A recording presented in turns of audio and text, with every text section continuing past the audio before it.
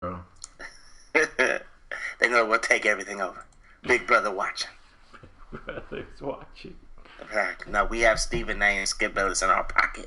Right. We don't need these two guys coming onto the scene. I was like, y'all do, man, because everybody was picking the Patriots because they don't know football, man. They just say a whole bunch of crap that makes sense, but doesn't really make sense. Doesn't make sense. It doesn't make sense.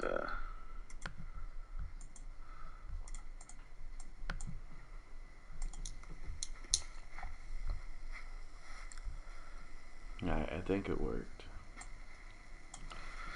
I think it was Yeah, see one. Alright, cool. Get up in the chart.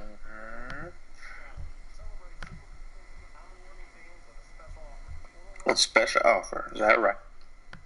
I always wonder who these people are that like favor my tweets. Like they just go around like favoring people that started streaming. Like someone still started streaming. Let me favor this. Like, what? Yeah.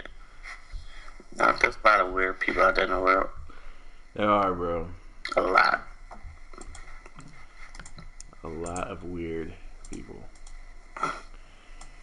Money Mellow wager, dude. Do you see how much my team coins I have? I don't really have any, so we can't wager. Justin, what's up? The Royal Rumble was boring as f. Yes. Well, I mean, yes and no, man. I mean, it's like it was a give and take. So I'm not gonna sit here and say that it was like extremely boring because I sat and I watched it. But that was also because the game wasn't close. Like the football game wasn't close at all. Like I feel like if the game were a little bit closer, so which we'll get into, then maybe I would have watched that. But you know.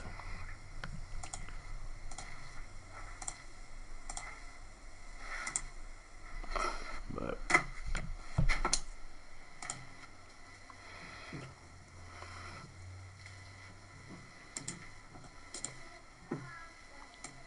we're gonna get into it, guys, in just a sec.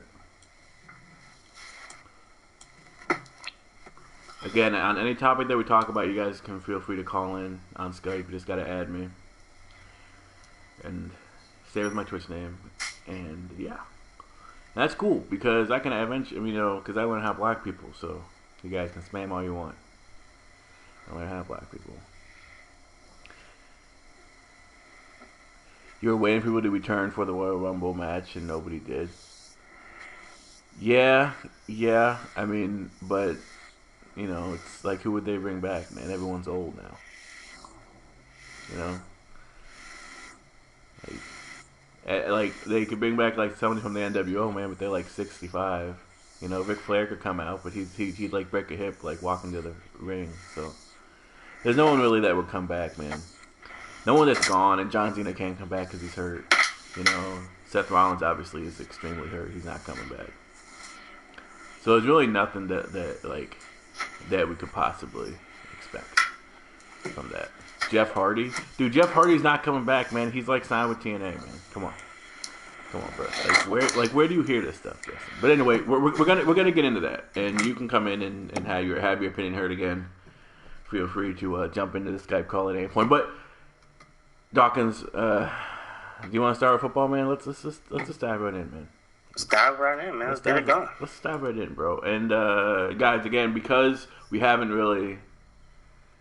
Yes, it is. It is because we haven't really figured out. Because I was doing some research on how we could possibly. No, Cambodia, you know my terms. How we could possibly get like one of those gaming talk show things setups or whatever, and it seems like we need a like OBS installed, and we need this and that. So it's gonna take some time. And right now we're just gonna be doing this, so I'm probably gonna be playing Gauntlet while we're playing, and while we're talking. That way, it's not just like a blank screen to you guys. While you guys listen to my voice. You have no money. Well, whose problem is that, bro? I mean, you dug a hole, and now you gotta dig yourself out of it. So, all right. I mean, come on, bro. Like, what do you want to do with that? Go below. Okay. So, Dawkins, which game do you want to start with, man? There's only one game that we need to talk about, and that's Broncos Patriots. It's the only game that truly mattered, in my opinion. Mm. I kind of saw. I mean, we could touch on Carolina just a little bit, just to get out the way. I kind of saw Carolina beating the brakes off of Arizona for one major reason. That's because I never trust Carson Palmer. I never trust USC quarterbacks, and I never trust Wisconsin running backs. Because in the pros, they never work out. And that's what we saw yesterday. Carson Palmer, if the DBs from Green Bay could catch, the Green Bay Packers would have been in this game and not the Arizona Cardinals, man. Carson Palmer is inaccurate. He takes stupid chances in dumb situations. And it cost him the ball game. Cam Newton did what Cam Newton does. That Panthers defense is fantastic. And when they needed to make a big-time play, Cam Newton and that receiving corps were able to do it, and they got the win. Do you think that Green Bay would have put up a better fight against Carolina? Possibly, but I thought that Carolina was going to be. I thought that the NFC playoff picture was a lot clearer after the first quarter of last week's game. You know what I mean? When the Panthers were taking on 6, I thought the Seahawks had a good chance to beat the Panthers, even though I thought the Panthers would win. I didn't think Green Bay was going to have a real chance, and I knew that Arizona really wasn't going to have a real chance. It's because I don't trust Carson Palmer. I trust Aaron Rodgers more than I trust Carson Palmer. I trust Russell Wilson more than I trust Carson Palmer.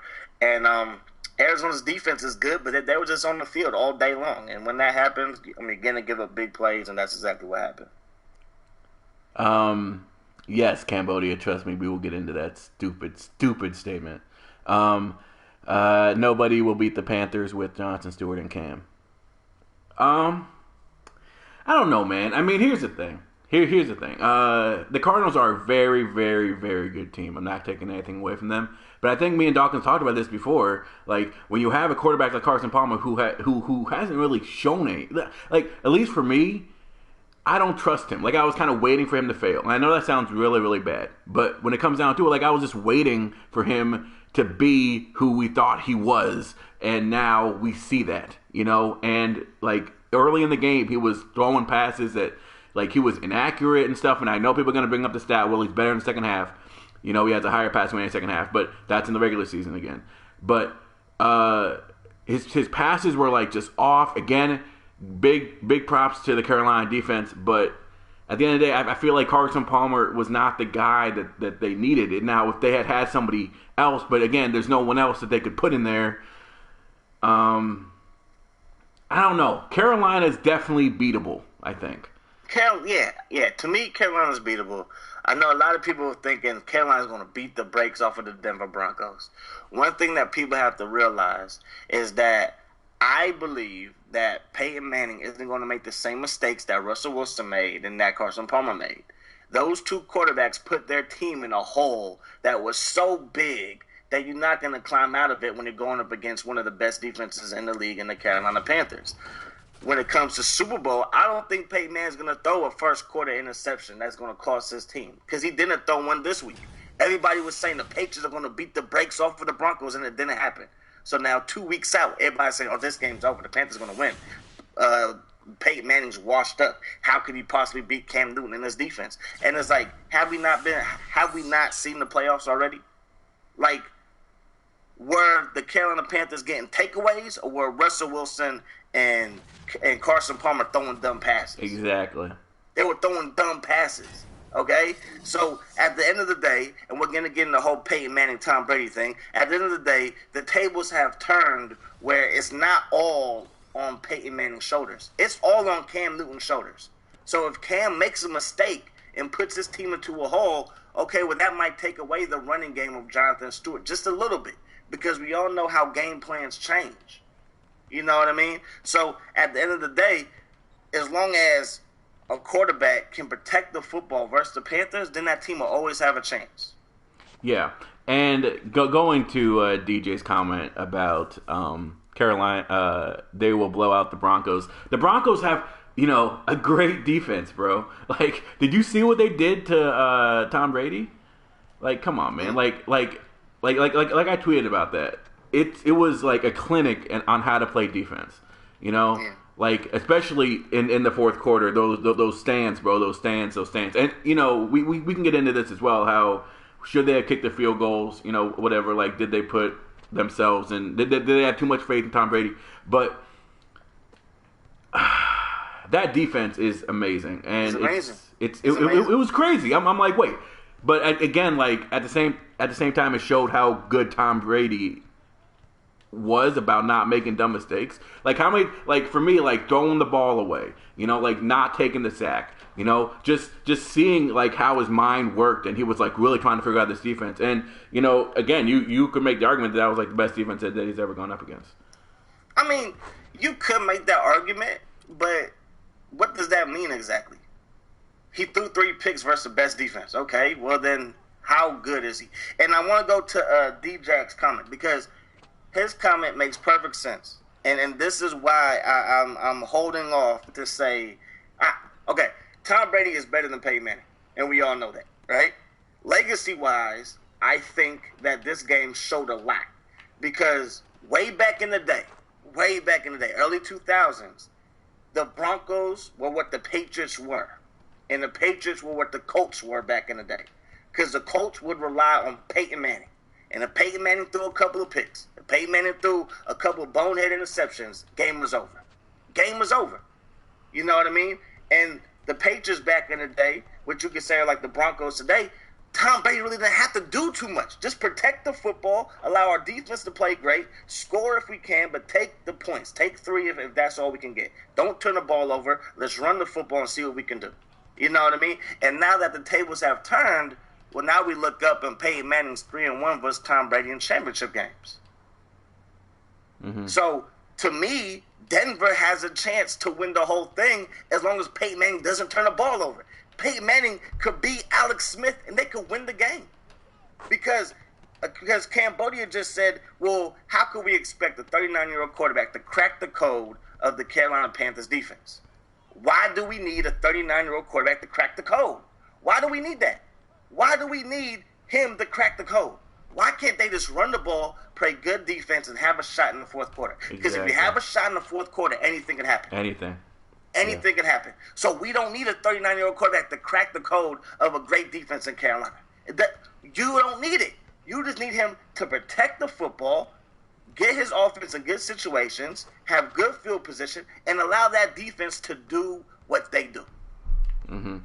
I want to remind you guys can join the conversation. You just have to add me on Skype. Let me know that you added me, and I'll accept it, and we'll get you into this call for a little bit. But Cambodia, is the Seahawks defense better than the Broncos defense? No, the Seahawks defense is not better than the Broncos defense. Because the thing that Cam Newton has had all year long is a pocket to throw from. Exactly. All year long, he's had a pocket to throw from. And the reason why I thought that the Chiefs could beat the Patriots, and they were close, I mean, not really close, but they had a chance, was the fact that they have a good pass rush in Kansas City. And the one thing that the Patriots didn't have is an offensive line. The offensive line is trash. It's beyond trash. They don't have a left tackle that can block anybody. They don't have a right tackle that can block anybody. So now you're going to take that same defense, and you're going to tell me that Michael Orr, the blind side, he's going to protect Cam Newton? He's trash, by the way. And Von Miller? He's trash, by the way. We are talking about somebody that got cut by the Ravens. Somebody that the Tennessee Titans really didn't want to bring back. And he's their left tackle. I would take my chance with DeMarcus Ware. Yeah. Look, Cambodia, explain to me how to have a great offensive line. Explain to me how to have a great offensive line, Cambodia. Because who have they faced? Name one elite pass rusher that they have faced all year. There are no elite pass rushers in the NFC West. The Seahawks, they have Bennett on a D-line, but that's about it. Arizona does not have a great pass rush. They like to blitz a lot. And what did they do? They left a running back in to chip. And then what happened? Cam Newton had receivers running open because he had time. But to me, Arizona doesn't have a great pass rush. So now you're telling me Michael Orr, man-on-man on DeMarcus Ware is going to shut him down? You're tripping. You're tripping. Yo, man, what's up? Two guys, again. Calais Campbell is not a great pass rush, Cambodia, and you know it. Calais Campbell is not a great pass rusher, and you know it. You're going to compare Calais Campbell to DeMarcus Ware. You're tripping. And Von Miller? Calais Campbell's in the same class as Von Miller. You're tripping. You guys can join the conversation. If you want to get in here for a little bit, have your voice be heard over the stream. add me on Skype. It's the same as my Twitch name, and I'll get you in there.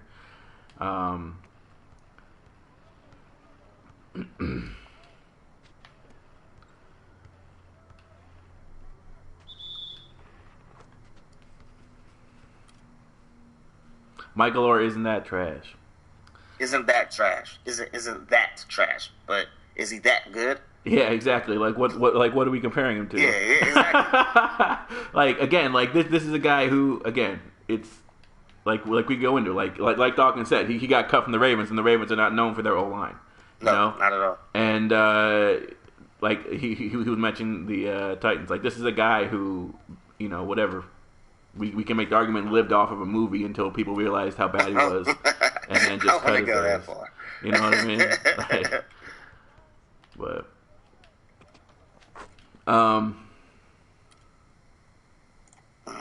Broncos or Panthers? We'll get into that. But yeah, I ain't making a prediction until like it's closer to the game. Yeah.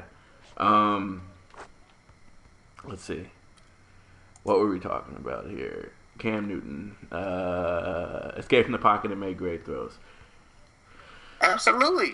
Cam Newton, I'm not taking nothing away from Cam Newton, but in my opinion, everybody who thinks they have a valid opinion only focuses on one thing.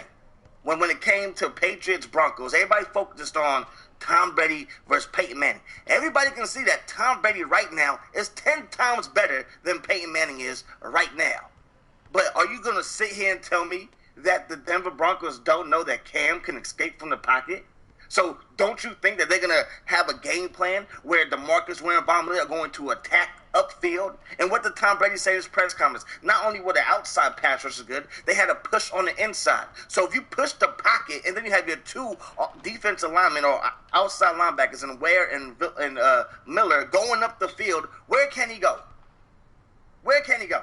Because the way you guys talk is like game's over. Why haven't show up? Why play the Super Bowl? The game's over. Why have the halftime show, the pregame show? Why bring out all these singers and dancers for halftime? Because the game's over. Game's over.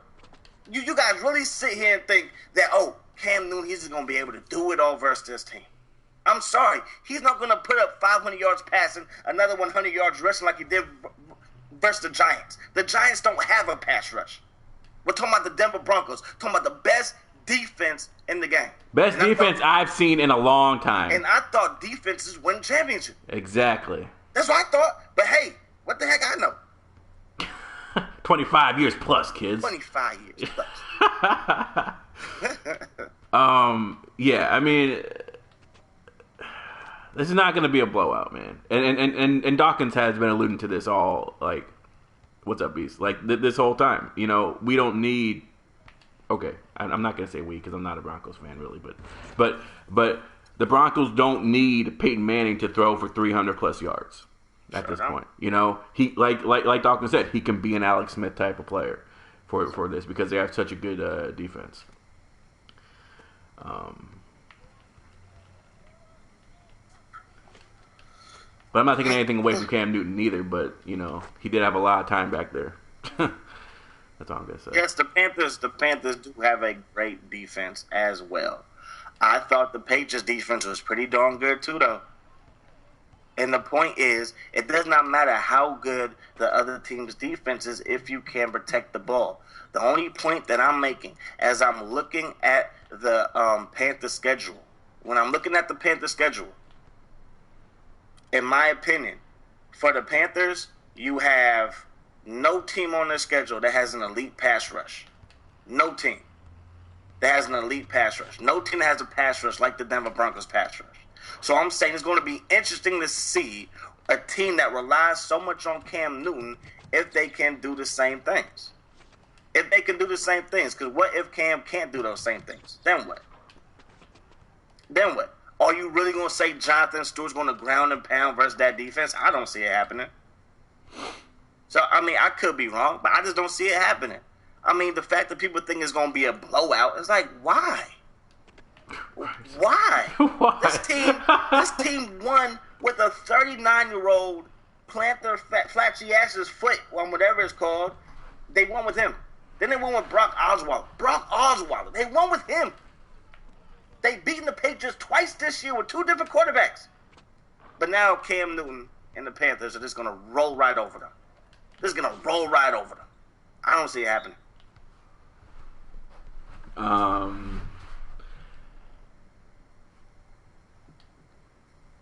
Peyton is better than Tom, confirmed. Tom's better than Peyton. Man, we can get into that too. Yeah. Again, things have changed.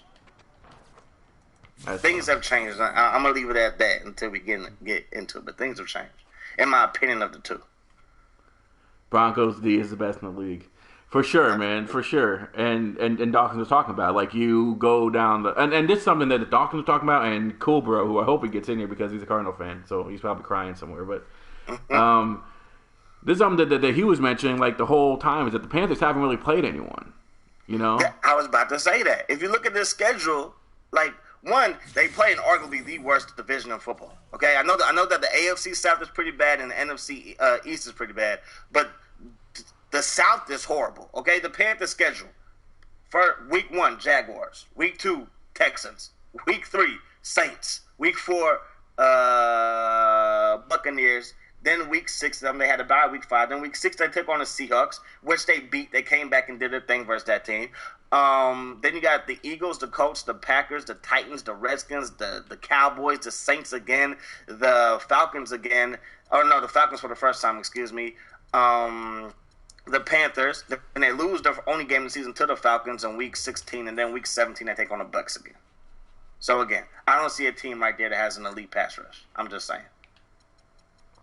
Yeah. Just saying. I mean, I just don't. Yeah. I don't, man. So again, I'm not saying I'm not picking who's going to win this game, but it's crazy how people are just focusing on a 39-year-old quarterback taking on what's going to be the league MVP. So it's a done deal. Done deal. Why even show up? Done deal. Because we're acting as if league MVPs haven't lost Super Bowls before. Exactly.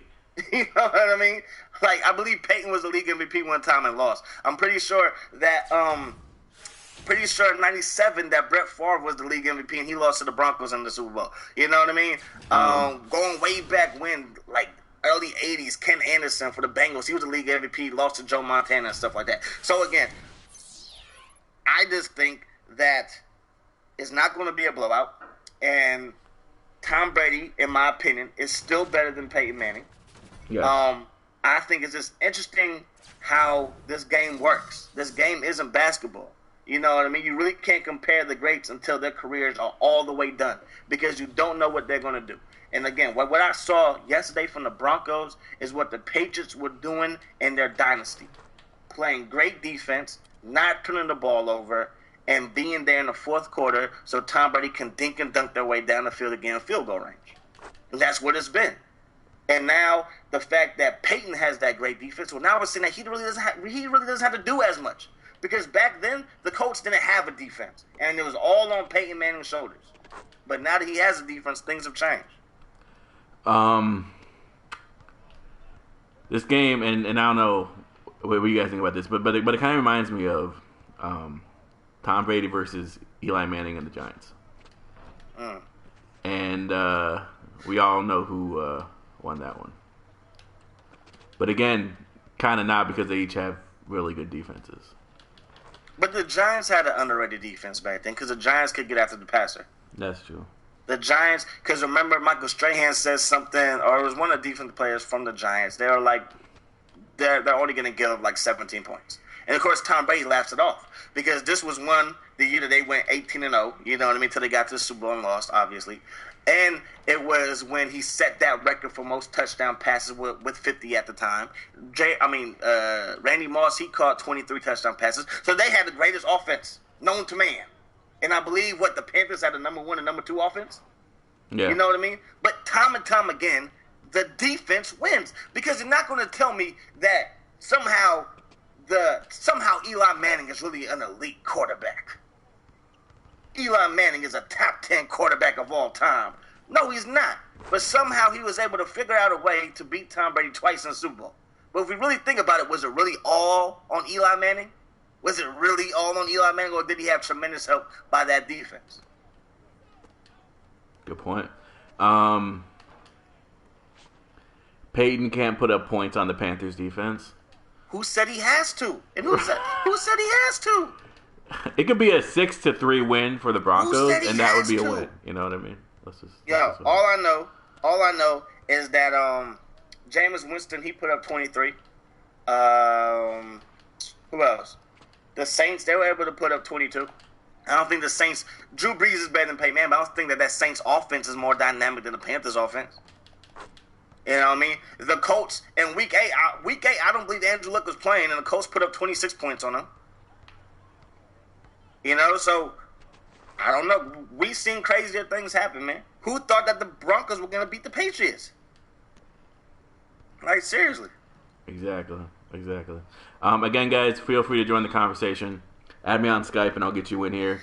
Just make sure you let me know who you are. Hey, I agree with you. Peyton has choked in the Super Bowl. Peyton's never had a defense like this in the Super Bowl. Never. Peyton's never had a defense like this in the Super Bowl. So, things have changed. It is not all on Peyton Manning's shoulders anymore. And that's why I'm a little bit, just a tad bit, worried about Cam. Because it is all on Cam. It's all on Cam. So if Cam makes a couple mistakes, puts his team into a hole, can they withstand the Broncos' rush game? Can they withstand the smarts of a Peyton Manning that's going to put his team into excellent situations? And let's not just be totally disrespectful to Peyton Manning. He can still throw the ball accurately with arm strength from 10 to 20, 25 yards out. That 25 is generous. Not really. 25 is generous. That's not generous. Like, did we watch the game? Okay, so Peyton Manning can only throw the ball 5 yards. 15. Then, you know what? The Patriots got to be the Patriots, the Steelers, and all these teams got to be the worst teams in the league.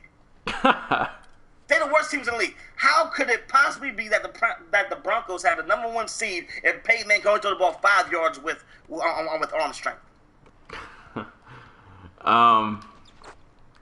Broncos had Broncos had the best O line, and the defense had the best D, and the D destroyed the O. That's what I'm saying. There's so many times, and again, you're gonna hear it come draft time. You're gonna hear it come draft time with all these draft experts saying you gotta solidify that offensive line. He's a plug and play offensive lineman right now. You gotta have a good offensive line to get there. Okay? And you gotta build a good defense. You gotta do that. Okay? So why is everybody so focused on the quarterback? Because in my opinion, the Panthers don't have a great offensive line. But that's just my opinion.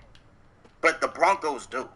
The Broncos already had a great offensive line, and then they bring in Mathis from Philly. And now the offensive line gets better. You had DeMarcus Ware. You have Von Miller. Now you have a good secondary behind it. Okay, that team looks pretty scary. But everybody wants to focus on the quarterback, and to me, it's crazy. It doesn't make sense, man.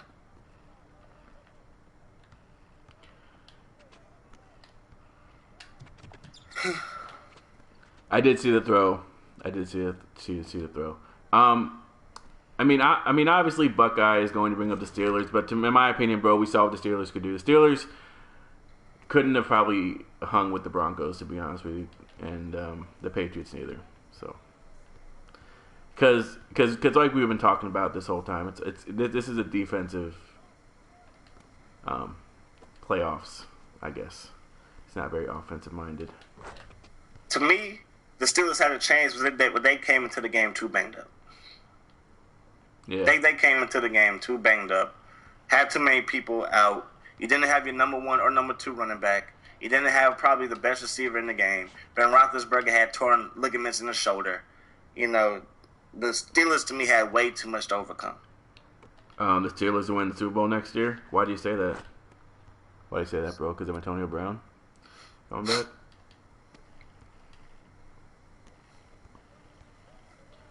The Patriots are winning next year? Why? Man, over the past 15 years, everybody thought the Patriots were going to win every single year. They're always the favorites, but They're why, always though? the favorite. You know? And they've only won 4. So chill out. Like, why are they favorites to win the Super Bowl? Like, oh my gosh. Chill out, man. The Patriots are a very good team, all right? They're very well coached. They're one of the best. They're one of the best ever. They're one of the best. Best coach. One of the best coaches of all time. One of the best quarterbacks of all time. And I think one of their problems is they thought that with the best coach and the best quarterback that they can overcome a lot. Because the Patriots haven't been as dominant since they lost that great defense. Since they lost Willie McGinnis. Since they lost Ty Law, Asante Samuel, Ronnie Harrison, Teddy Bruschi, Mike Vrabel. They haven't really been the same Patriots. They really haven't been that same dominant Patriots team. Because if you think about what their last Super Bowl runs, they had to fight and claw their way to get in there. You know what I mean? So it's not like Tom Brady has been sitting back there all day and has been, throwing bombs except for the year that they went 18-0. But then we saw what the Giants did. Any quarterback that has pressure around him isn't the same quarterback. And I can see that happening to Cam Newton. That's all I'm saying. I can see that happening to Cam Newton. Because if you really think that the blind side... All right, Sandra Bullock isn't there to help Michael Orr, okay? Okay? So if you really think that he's going to just be able to stop, DeMarcus Ware by himself, I think it's tripping. So that's just my opinion.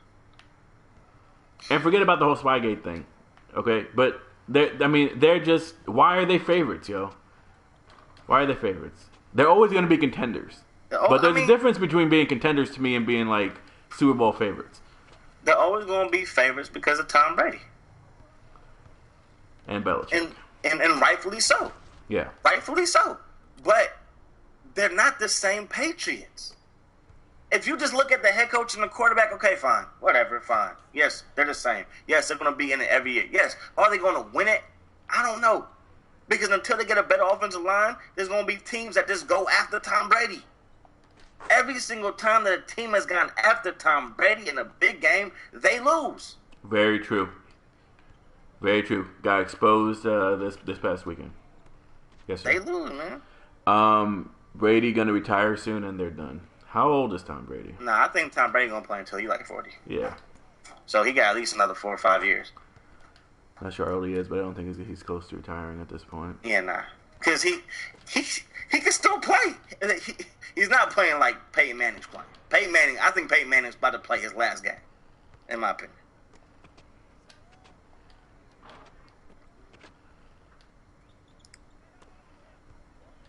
They didn't spy on every team. Yeah, okay. Here, 38. Wow. Here's the thing, yo. That's actually pretty old. Yeah, it's pretty old, man. But I thought he was doing his thing, man. Yeah, he is. Okay. Let's not be naive to the fact that there's probably other stuff going on in the league and on other teams. And yes, they got caught, whatever, and it's just happens, but again, I hear how people say that defines the Patriots now, Sure. Because how many people are saying, well, what was it, Bountygate with the Saints? Is anyone even saying that anymore? Well, Bountygate does not give you an advantage. True, but there's just been my point is that there have been a lot of controversies that people are just sweeping under the rug because they just want to have an excuse to hate on the Patriots. No. I'm a firm believer that the deflating footballs did not give them some type of advantage. However, they were the only team that I know of in the past 27 years that have deflated footballs and got caught. The only team. From my knowledge, they're the only team that has been caught not only stealing the Jets singles, but also spying on the Rams before that Super Bowl when they won their first ever Super Bowl with Bill Belichick and Tom Brady. So, Bountygate does not give you a clear-cut advantage. It might be dirty, it might not be ethical, but we're not talking about ethics in freaking football. We're talking about cheating. And from my knowledge, the Patriots have been caught cheating twice. Twice. So that, to me, it takes a little bit away from the greatness that they have. A little bit. They're still one of the best. I would never say that they're the greatest dynasty of all time. I would never say that Bill Belichick is the greatest coach of all time. But they are definitely up there.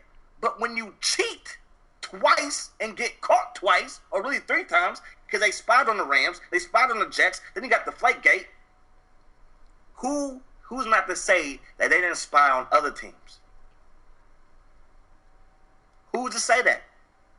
Who's to say that they didn't spy on other teams? That's the thing. That's the thing. All right. I think we'll obviously get back into this. If you guys want to. Yeah, man. I could talk football all day. Yeah. Who just say the Broncos didn't spy on the Steelers? I mean, like I said, man, it's very naive to think that they were the only people that did any type of spying on anyone, or to try to do any type of to try to give themselves any type of advantage that and no other team in the history of the NFL has ever done that. Like, that's naive. They are the only ones that have gotten caught. Exactly. So no, hang on. It is naive to think that they are the only team that's done it, but they're the only team that's gotten caught. They're the only team that's here's the thing. If everybody else has cheated, then they do a sucky job at it because they all suck. Because for the past 15 years, the number one contender from the NFL has always been the Patriots. Always. So the Jets have cheated. They suck at it. They suck at it because they still suck. The difference is that the Patriots, they somehow keep on winning. Nobody can catch up to them. Well, why is that? Was it because they were cheating the whole time? Because if other teams were cheating, how come they suck? How come your Bears ain't been back to the Super Bowl since Rex Grossman if every team's doing it? Yeah. We're in a Skype call. We'll talk about the Spurs-Warriors game tonight, man. Trust me. Yes, sir. But let's get into the whole Tom Brady, Peyton Manning.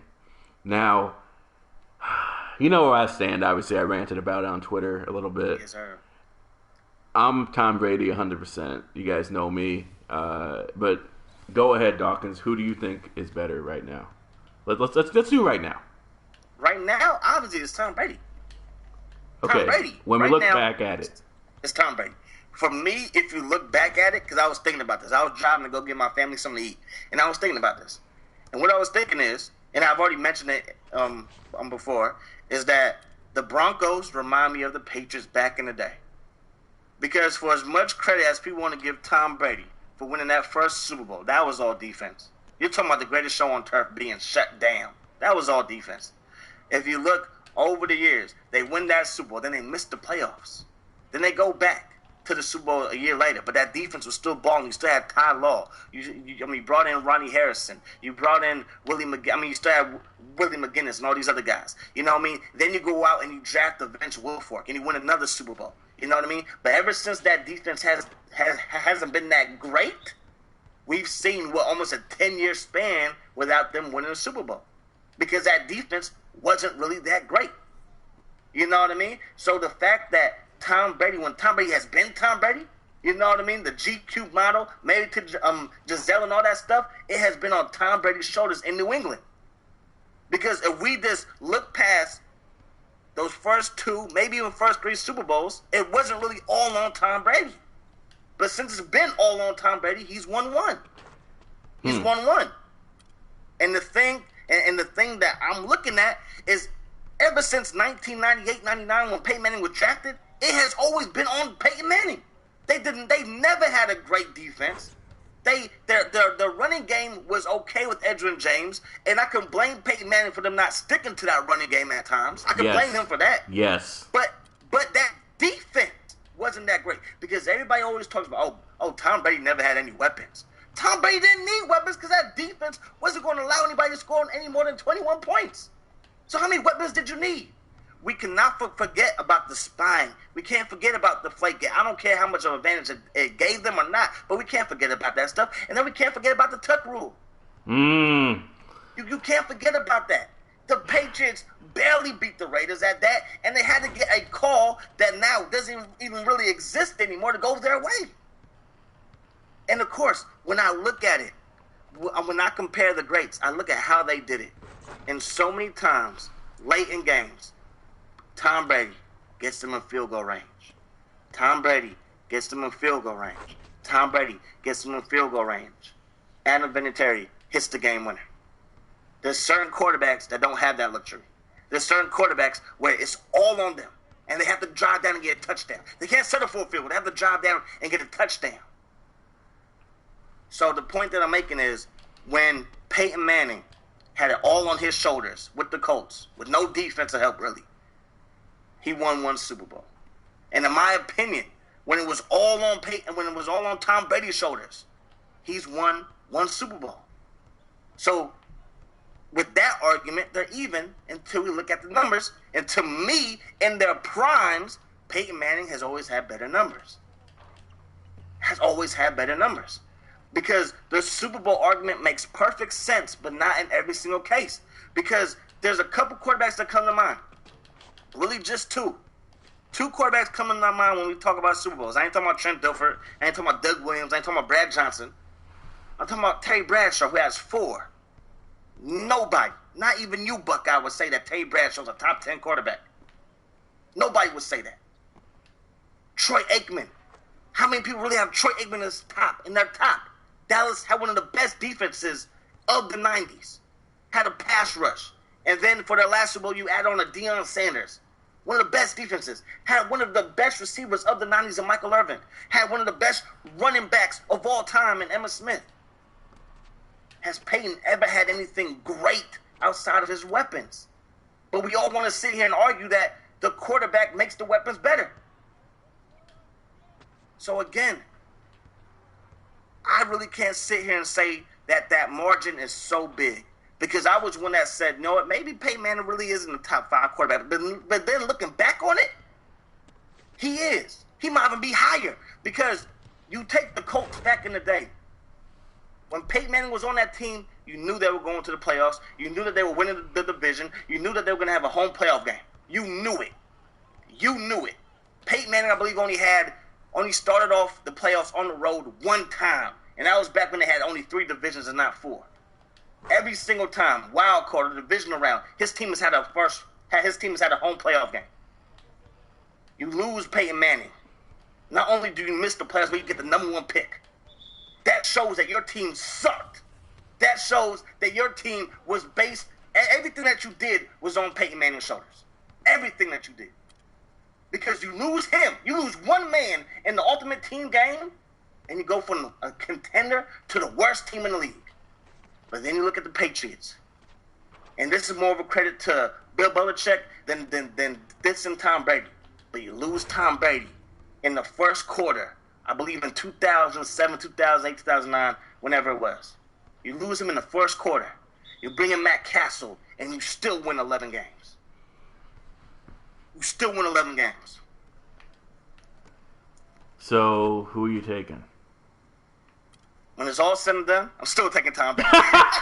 Shut up, man. Unbelievable. You're such a little troll. Okay. I had dropped, but we have to think, to me, the gap isn't as big as people wanted to believe. Yes, very true. Because I was sitting here and I'm like, okay, he has some points. I'm like, oh my gosh, he has some more points. And I'm like, where is he going with this?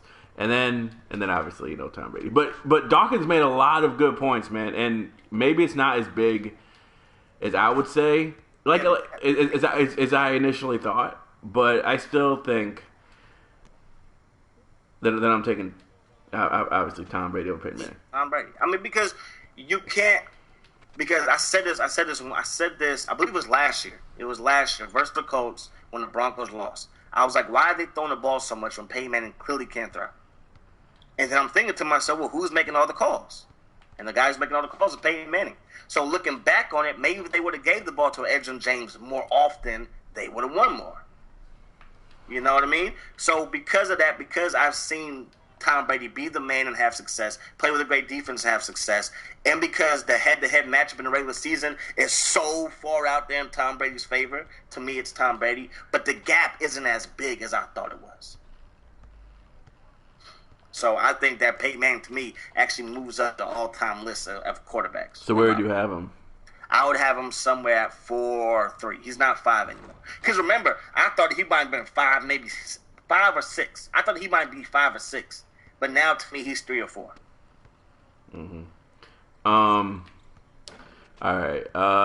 Talking about the DH of the NL. I mean, let's stay on topic, but I guess we can get into that. That's what I'm gonna say. Okay, so Dawkins, I think you can add Fudge in here. See if we can do that. You got Manning at number 1. See, that's the kind of shit that I say. See, stop. Okay, I respect your opinion, but I don't understand. How? Who said that? Fudge. Peyton Manning can't hold Joe Montana's jock. He couldn't even clean it right now. He couldn't even wash it. Here's why. Joe Montana, 4 Super Bowl rings. Joe Montana, 11 touchdown passes, 0 interceptions in those Super Bowls. Joe Montana has played in big games and came up big in those games. You're talking about the catch when people say, oh, he threw the ball out of bounds. He didn't throw that crap out of bounds. Because why would he roll all the way to the sideline to throw it out of the back of the end zone? Makes no sense. So clearly, he rolled out to buy more time for Dwight Clark so he could throw the ball up top to Dwight Clark so he could make the catch. Joe Montana is the greatest quarterback of all time. He has numbers. He has the rings. I believe they showed a stat about most 300-yard passing games in playoff history. Joe Montana was like 3rd with like 6 of them. And we're talking about a game back then wasn't as pass happy as it is now. The passing game really evolved in the 90s, where you saw all these big-time numbers by Chris Carter and Jay Rice. Okay? Joe Montana is the best. Peyton Manning is good. Peyton Manning top 3, top 4. I don't even think Peyton Manning is better than Tom Brady. So don't go and sit there and say he's number 1 because of a game that his defense won.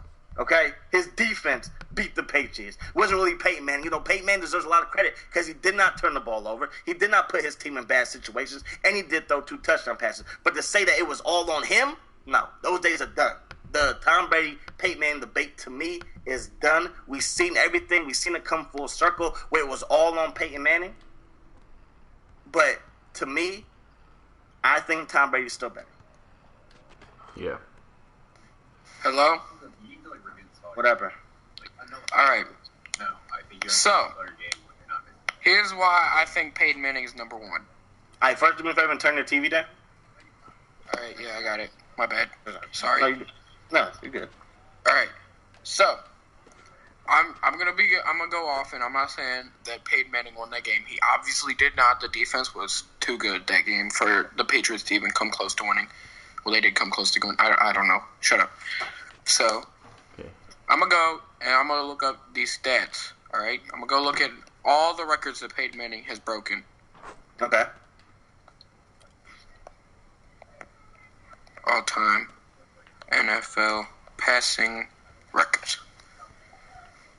And I'm not saying Tom Brady is not one of the best quarterbacks of all time.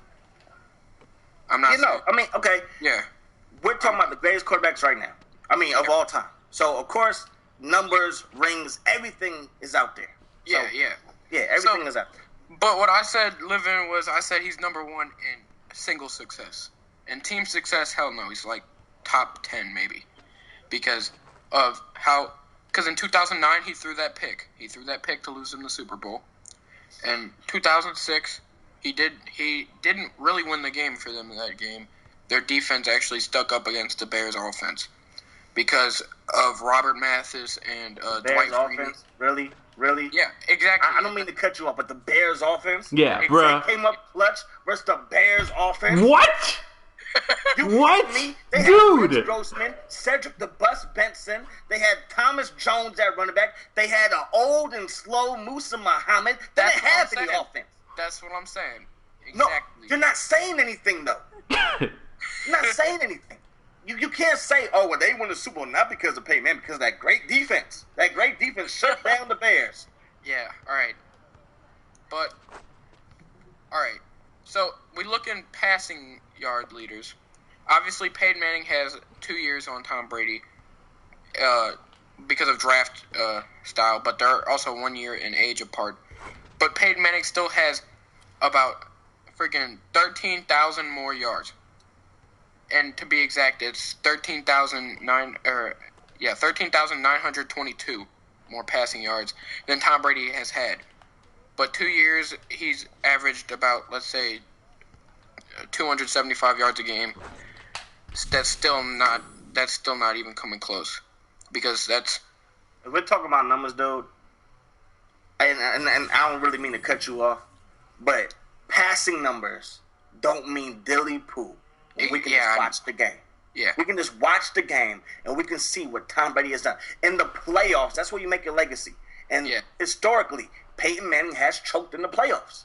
But again, it was all on his shoulders. But the time, when I speak of all-time greats, I usually just speak about Super Bowls numbers in the playoff games. And in playoff games, Tom Brady has been nearly perfect.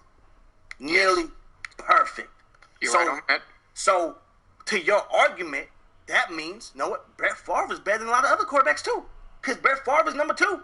Brett Favre is better than Dan Marino. Why? Brett Favre has a Super Bowl ring. Dan Marino doesn't. And he has more passing yards than Dan Marino. So he must be better than Dan Marino. Talking about Brett Favre. Would you say that? Yeah. You would say that. No. It's time for you to go. No. Bruh. I kind of drifted off there, my bad. Bruh. All right, well, I'm going to say it again. Bruh. Comparing, because basically what you're doing is comparing numbers to other people's numbers. So when I think about Brett Favre and I think about Dan Marino, I think Dan Marino's better. But Dan Marino's missing 2 things. He's missing having more yards and more touchdown passes than a Brett Favre, and he's missing a Super Bowl ring that Brett Favre has. But are you really going to sit and say that Brett Favre is better than Dan Marino? Unbelievable. I had to get rid of him, man. Oh, you kicked him? Okay, for sure. I had to get rid of him, man. He's bringing up single season stats, and no one's going to argue that he's had awesome single season accomplishments. But again, like Dawkins said, it's oh my goodness. Like, you could get a freaking chimpanzee to look at some stats, and I'm sure they could put a PowerPoint only based on stats, and they can make an argument for somebody being the top, right? But if that chimpanzee does not understand football, does not watch games, guess what? That chimpanzee does not know what they are talking about. Okay? There's something, and people get mad about this, but it's the eye test, or it's, like watching them play. Okay? And for me, when I think of great quarterbacks, yes, Peyton Manning is there, but Peyton Manning is not touching Joe Montana. He's not touching Dan Marino. He's not touching Tom Brady, in my opinion, in my personal opinion. But go ahead, Dawkins. Sorry. No. You're good. I'm listening, and I agree with you. But we also have to remember the division in which Peyton Manning played in. Because I'm not going to sit and say that the AFC East is great. I'm not going to sit there and say that. But you're talking about a Titans team that really hasn't been good for a while. You're talking about a Houston Texans team that's only really started to be good now with J.J. Watt. And you're talking about a Jaguars team that throughout most of your lifetime has never really been good. So to me, it's easy to put up good time numbers in that division. You know what I mean? That division has really never had elite secondaries. I'm talking about the AFC South. So to me, his numbers aren't as impressive to me because his numbers always take a hit when he goes up against the Patriots. They always take a hit when they go up against the Patriots. So, and to me, it's almost like comparing the 90s quarterbacks. Like, I can sit here and be a homer and say how great Steve Young is. However, in head-to-head matchups, Steve Young always dropped the ball versus Brett Favre, always dropped the ball versus Troy Aikman. So, how can we really say that he's better than those guys? Because in head-to-head matchups, he will always choke versus those guys. Choke. And you know what? Again, there's a reason why Steve Young is not like top 4 in my opinion. If Joe Montana hadn't gotten hurt, Steve Young wouldn't even be in the conversation. And again, you can that's very controversial. I see where you're coming from with that because logically speaking, absolutely. But Steve Young didn't just become a Hall of Famer because Joe Montana got hurt. True, but he was given a very he was given a lot. Yeah, he stepped into a fabulous situation. But that's not to say there was. I believe that Bill Walsh was even thinking about trading Joe Montana at one point. There's a documentary out there that talks about that, and he believed in Steve Young and what Steve Young could do. So to me, when we're just talking about those quarterbacks in the 90s, I can't put Steve Young really ahead of those guys. He has better numbers. He does have a Super Bowl ring. You know what I mean? But he always used to choke versus those guys. But to me, Steve Young is still a great quarterback, and I can't sit here and say that, because Joe Montana, he became a Hall of Famer. No, he had to fill the shoes of the greatest quarterback of all time, and he did a great job at it. And he did a great job at it. I'm using that Steve Young example because it's like, okay, we're in head-to-head matchups versus the best teams in the league. What did Peyton Manning do? Yeah, Peyton Manning won 4 MVPs. What does that mean? So does LeBron James. What does him fudge? What does him winning 4 MVPs mean? That he was the most valuable player to his team? Absolutely. We already said that. You lose Peyton Manning, you get the first overall pick in the draft. But at some point, if you're that good, you have to get your team to the Super Bowl. You have to get your team to win the Super Bowl. And I'm talking about Peyton Manning. You have to not have the most one-and-done playoff appearances in NFL history, and that's what Peyton Manning has. Back-to-back seasons, he didn't face the Patriots and lost in the first round. If Peyton Manning was in the NFC his whole career, do you think things would be different? If he was in a better division, if the NFL, a lot of you guys might not remember this, but the NFL used to just have 3 divisions in East Conference: East, West, and Central. Right? The Colts used to play in the East. They would have played the Patriots twice a year. They would have kept it that way. Do we really think that Peyton Manning would have been MVP as many times as he would have been if he would have played in the same division as Tom Brady, where you get to see them face off twice a year, where they most likely wouldn't win the division, probably wouldn't get a home field advantage? Do we really think that? Perkins sucks. Going back to what was written before, something I think about the Texans only need a quarterback. The Texans need more than a quarterback, man. The Texans need more than a quarterback. Yes, they have a good young defense, but again, defenses are hard to keep consistent. Fudge, yes. Peyton Manning had Marvin Harrison and he had Reggie Wayne. Absolutely great. Absolutely. I don't know if you're trying to help your argument or hurt your argument. Yeah. You know what I mean? Because again, you have to have players that help you. But when people say Tom Brady never had no weapons, that's false. Because he had a great defense, and that was a weapon. And then he had the greatest slot receiver of all time in Wes Welker. He had the greatest 2 tight end set tandem in NFL history in Gronkowski and Aaron Hernandez. And then he arguably had the best deep threat wide receiver of all time in Randy Moss. That's a lot of help. That's a lot of help. So every quarterback has help. But what did you do with that help? Well, Tom Brady took his team to Super Bowls with that help. Peyton Manning, with Marvin Harrison, only got to 1 Super Bowl. And then, like you said, his defense won him that game. So I don't know what you're talking about, Fudge. Because then you said that the defense won him the Super Bowl. So I don't know what you're getting at, Fudge. Also, he also had Edwin James, man. Edwin James is a fantastic running back. Fantastic running back.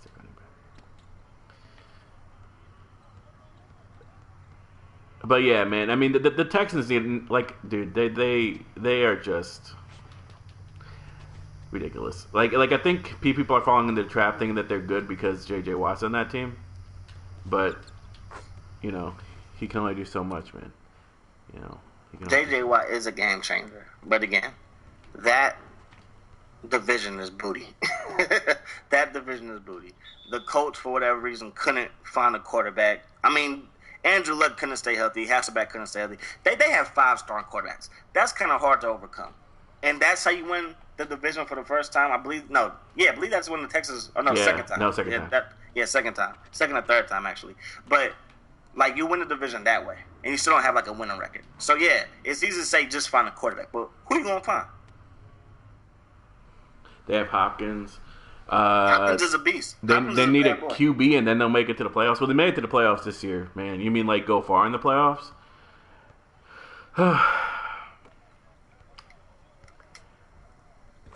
Yes, you can make an argument that if their running game was there, it would be a different story. But for me, yeah, and I agree with Livin that if the running game was there, that it might be a different story. But when we think about going into next year, which teams are really going to be the favorite? And I really don't think you're going to have the Texans up there. And is Arian Foster really that good anymore? Arian Foster is good. He's just been banged up. I don't think he's going to be a Texan next year. You don't think he's going to be a Texan? I don't think he's going to be a Texan next year. I don't think Marshawn Lynch is going to be a Seahawk next year. I think Peyton Manning going to retire. Peyton Manning's going to retire. I honestly think so. I'm a fan of Foster, man. I really am. You know, and Hopkins is nice. But I just don't. Hopkins put up numbers with nobody. No running game, no quarterback. True. That dude, to me, top 5. So do you think that all the Texans need? He top 5. So do you think all the Texans need is a quarterback then? No, I think it's deeper than that. It's easy to say that, but what if the Jaguars really improve? And Blake Bortles is tearing up the NFL. You know what I mean? What if the Tennessee Titans actually get a defense that can help out Marcus Mariota where he doesn't have to score 35 points a game just to win? You know what I mean? What if that happens? What if the Ravens turn back into the Ravens? You know what I mean? What if the Steelers can stay healthy? What if the Bengals can get more discipline? You know what I mean? Do the Texans really have a chance? Is a quarterback really going to fix all their problems?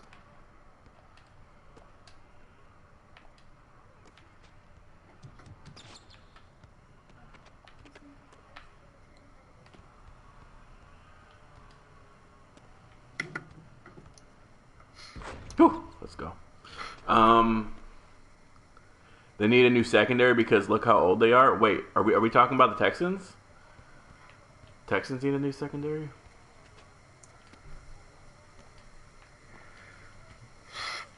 Like Dawkins was alluding to, bro. The Texans are not getting past.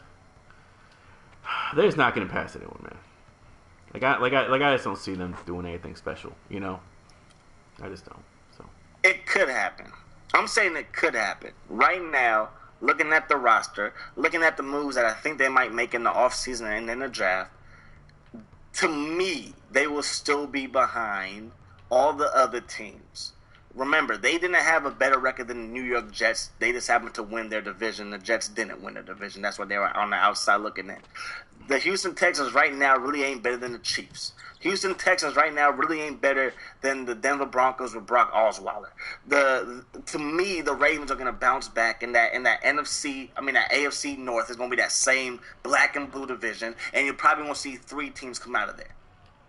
You know what I mean? So let's just say hypothetically that the Colts turn back into the Colts that we think they are, or is Houston even going to make the playoffs even if they have a good quarterback?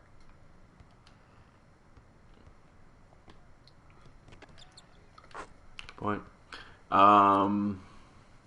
Exactly. Texas won 3. Yeah. Won their division with 6 wins. So, how about the Bears? Man, the Bears have a lot of work to do, man. I'm not gonna sit here and try to sugarcoat it, man. It's the off season, so whatever. It's they have a lot of work to do, bro. They have a lot of work to do. We have to decide whether Matt Forte.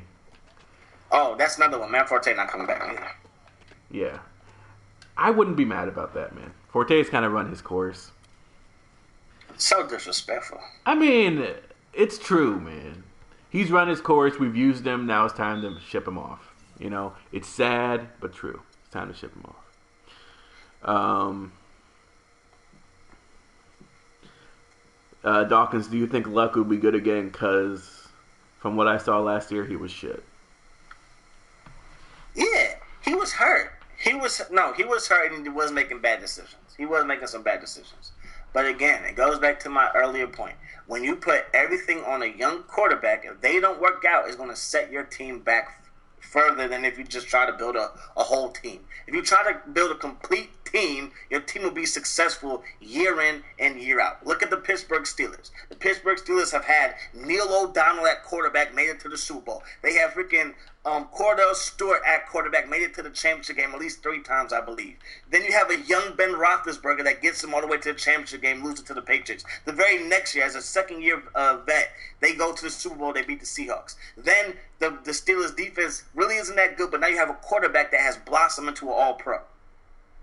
So the point that I'm making is, if people would stop just trying to find a quarterback and focus so much on the quarterback and giving that quarterback weapons when there really hasn't been too many quarterbacks that have truly won Super Bowls by themselves. To me, I would do it the same way that the Broncos did it, get a defense. The Colts have not had a defense for the longest time, man. They haven't had a defense since they've been the Baltimore Colts, man. The Baltimore Colts were the last Colts team that had a good defense. So, again, man, to me, it's not so much on Andrew Luck, it's on the rest of the team, man.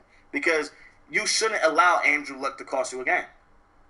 Because the Steelers wouldn't allow Ben Roethlisberger to cost them games until Ben Roethlisberger earned the right to cost them games. Exactly. I'm talking about after they beat the Arizona Cardinals in that Super Bowl. Exactly. After he did that, then now he's Ben Roethlisberger.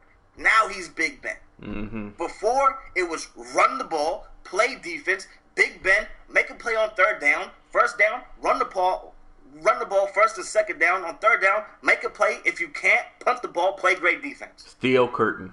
That's the formula that works every single time. There are more number one defenses that won Super Bowls than number one offenses. So again, to me, Andrew Luck is good, not great, but they need to figure out a way to not allow him to pass the ball as much, and they'll be fine. Yep. Ah.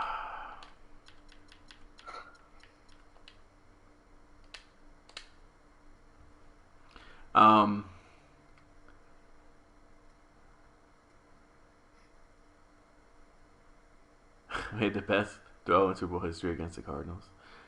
One of them. Yeah. Yeah. One of the best passes. Yeah, for sure. All right. We'll get back into it. Road to the playoffs. I mean, we could do some road to the playoffs in a little bit. So let's talk about the big game, man. Golden State against San Antonio. I know who you're going with. Yeah. And I'm only going with them because, they're my favorite team, but because they're at home.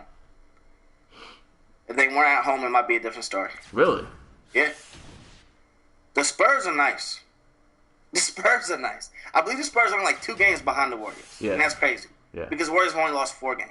So that means the Spurs have only lost like 6 games. It's crazy. Do you want to talk about the Cavs in the East again? I mean, here's the thing, because I'm not going to get riled up again. But I will say this. Let me know. Let me hear it. The Bulls beat the Cavs. The Bulls are now 2-0 against the Cavs. So, this whole idea that the Cavs are so much better than everyone else in the East is a bunch of malarkey. Okay, and I'm done with that. I'm done. I'm done because now I'm getting upset a little bit. Record-wise, yeah. Yeah, record-wise, yes. If you look at the standings, yes. But they're not just going to run away with the East, man. It's not like it's like, it's going to be Golden State versus the Cavs in the finals. Like, that's not true. The Cavs, the fact that the Cavs lost on Saturday to me really doesn't mean anything. Because the Cavs try to do something that they really haven't done, and that's get the ball to Kevin Love. If you watch that game, they were getting the ball to Kevin Love a whole lot more. The ball was out of LeBron James' hands a whole lot more until they were desperate and they had to make plays. So to me, Tyronn Lue was trying to get the offense into his playmakers' hands, not to sit in LeBron James' hands. And to me, that's always been a problem with Kevin Durant, with Westbrook, and with LeBron James. The ball sticks. And when you play against teams that suck, yes, you could put up 30 points per game, and you could be labeled the MVP, and then not win a championship. And why? Because in the playoffs, you start facing teams that can defend that crap. You start facing teams, okay, if it's going to be LeBron versus 5, we'll take our chances. Because that's what the Dallas Mavericks did. We'll take our chances. 5 versus LeBron, we'll take our chances. They won. The Spurs did that. 5 versus LeBron, they went 1-2 in the finals versus them. Right? But then you look at the OKC Thunder, and it was 2 versus 5, and LeBron James and the Heat won. Because all OKC was doing was ISO with Kevin Durant, ISO with freaking Westbrook. The reason why the Spurs and the Warriors are so good because they move the ball. They move the ball. Exactly. Yes, Steph Curry is averaging like 28 points per game, but they move the ball. He is not ball hogging. It's not ISO. He's coming off of a screen. He's throwing lobs to Bogut. Freaking Draymond Green is leading the team in assists. Klay Thompson has hit more contested threes than I've seen anybody do in NBA history right now. So to me, the problem with the Cavs is the fact that it's still ISO with LeBron James, and it really doesn't work. It really doesn't work. Exactly. if they can get Kevin Love involved, because Kevin Love is a pretty good player with the Minnesota Timberwolves. Maybe the pressure's getting to him. I don't know what's getting to him, but he's a pretty good player. Kyrie Irving is a pretty good player. So if they can figure out how to get these guys, the ball evenly. I ain't talking about everybody's taking the same amount of shots as LeBron James, but Kyrie should be having the ball in his hands a little bit more. Kevin Love should be able to post up every once in a while. You know what I mean? You should be able to design a play that has Kevin Love wide open in the corner for three. There should be better offense. If you're talking about all these players that are great offensive players, they should be averaging more points than what they're doing. They shouldn't be getting blown out by the Warriors. Especially when the Warriors are talking crap. The Warriors went in there talking crap. The Warriors went in there holding their dicks like we can still smell the champagne. Yeah. And you get blown out that way? That's sad. Cambodia, you are the biggest flip-flopper, I swear to God, yo. Because last stream, you were in here in the Skype call talking all this hot mess about how, Kevin Love, he's like, one of the best power forwards in the game, and I don't want to hear it that LeBron has no help and stuff like that. And I kept telling you, LeBron, the way they run their system is it's LeBron James or nothing, right? And I'm so sick of people saying, you know what? LeBron James has all this help. He got Kevin Love, he got Kyrie, he got J.R. Smith, he has Iman Shumpert and stuff, and you can compare those guys to the Warriors and stuff. And you guys are saying that shit. See, now I'm getting upset. Okay, you guys said that crap, and I told you guys you cannot compare those people. Okay, you cannot sit here and tell me that freaking Kevin Love is the same as Draymond Green. Okay, because you guys are saying that, and it's the stupidest thing in the world. Preach. Stupidest thing in the world. Okay, and the people that think that freaking Kevin Love. Oh my goodness, and that comment that you saw, and I saw that comment. Okay, Cambodia, I saw it saying, you shouldn't have traded. The Cavs should have traded Kevin Love for Wiggins because then Wiggins could help them beat the Warriors. Are you stupid? Stupid. Are you stupid? Stupid. You are stupid, yo. You are just one of the stupid... Dude, I can't right now. Right. Let me take over. Dawkins take over. The thing about basketball is very system-oriented, okay? Probably more so than freaking football. Because if you put Adrian Peterson on the Patriots, they going to get the ball to Adrian Peterson. In basketball... No, it has to work fundamentally. The Warriors are okay with Draymond having the ball. It works. The Cavs and LeBron James are not okay with anybody having the ball outside of LeBron James 90% of the time and then Kyrie 10% of the time. So it doesn't leave room for anybody else. You put Wiggins on that team, he's probably not getting the ball. The reason why he's so good is because we can see he's the best player on Minnesota. Mm-hmm. So there's no argument. Towns, you're going to get the ball. You will get the ball. Wiggins going to get the ball first up.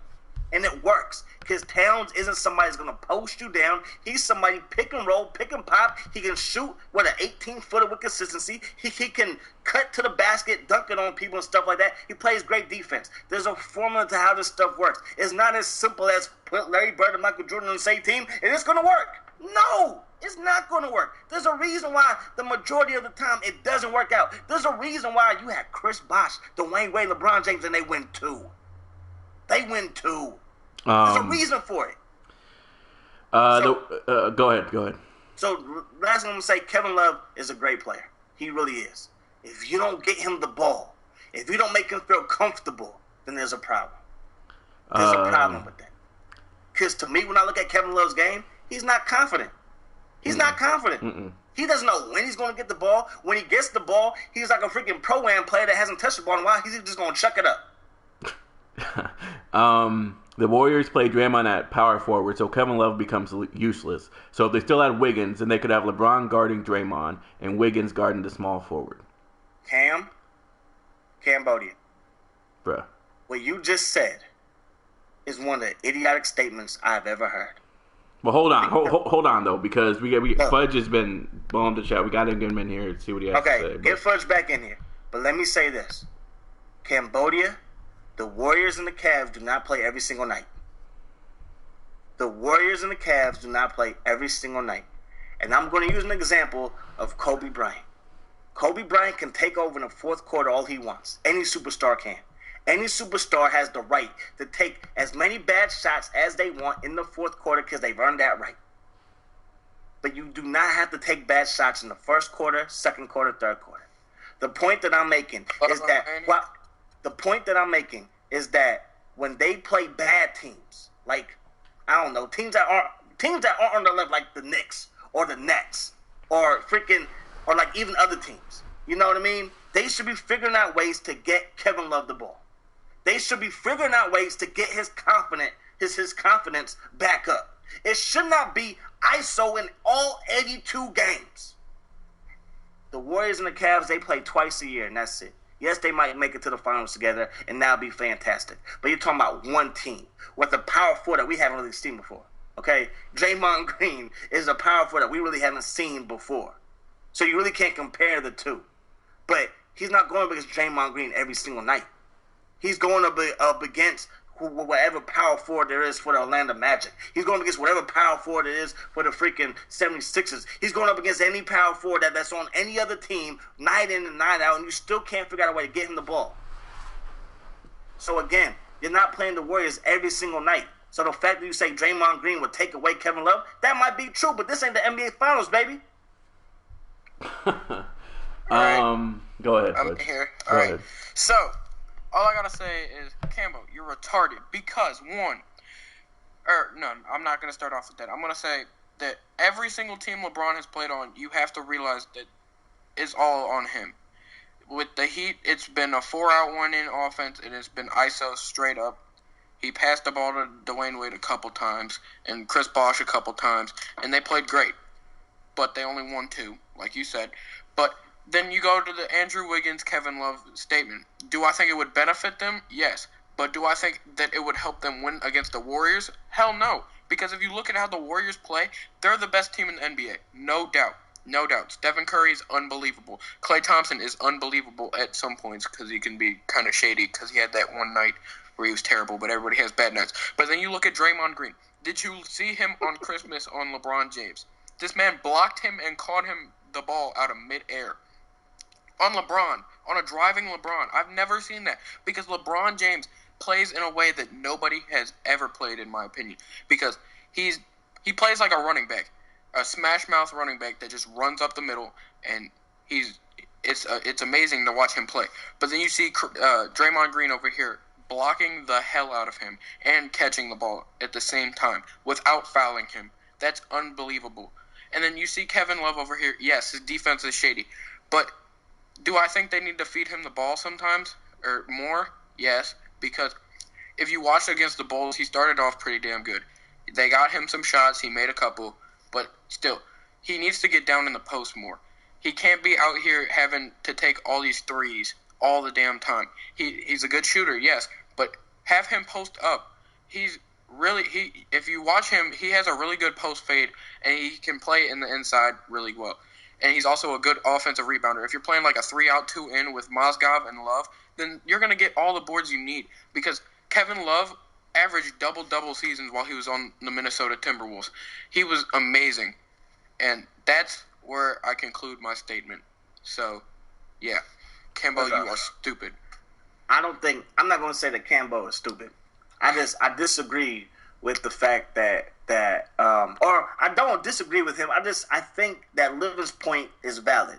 That if you're not going to use your weapons, then you really can't say that he has all this help. But that has more to do with the coaching staff. The coaching staff has to wake up and smell the roses and be like, playing ISO with LeBron James isn't helping us. Mm-hmm. It's not helping you because you're not going to win a championship that way.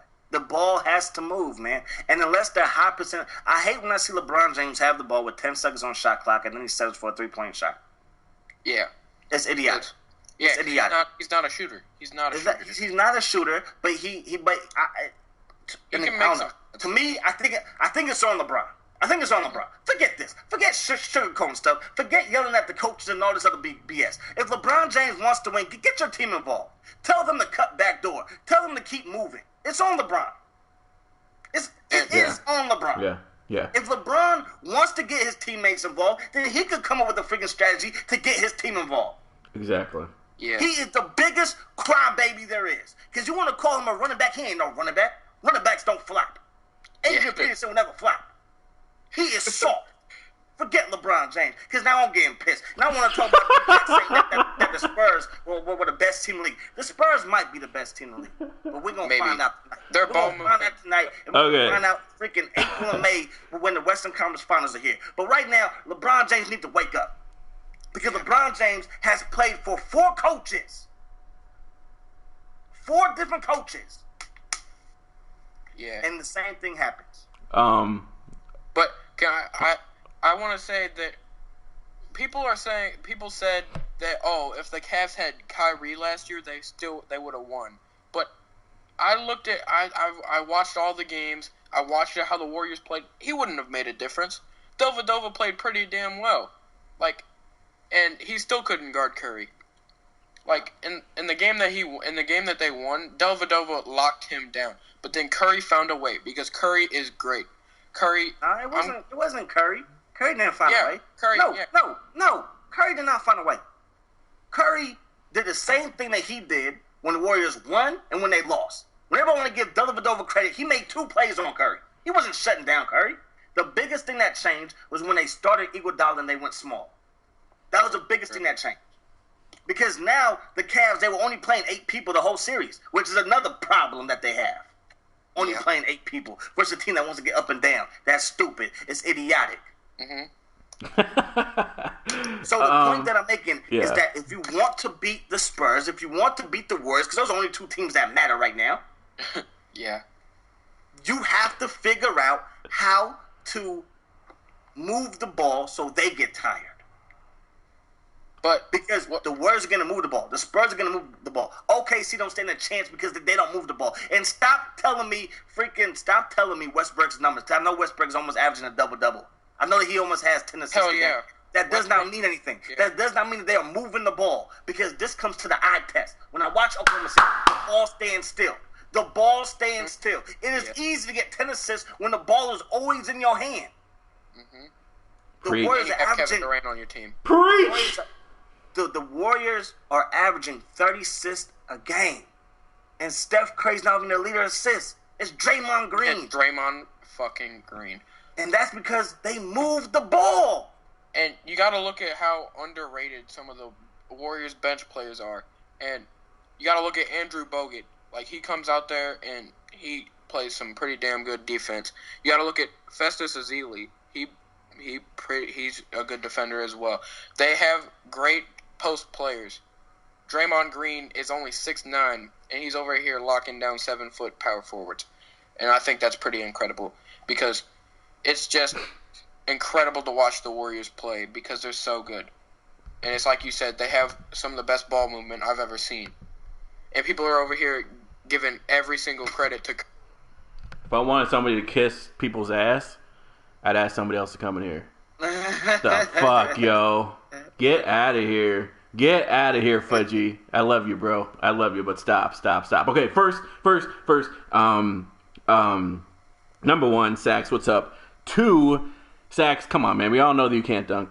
3, back to this comment there was a while ago about Buckeye talking about you want the Kevin Love that you saw in Minnesota. Let me tell you something, bro. That Kevin Love never existed.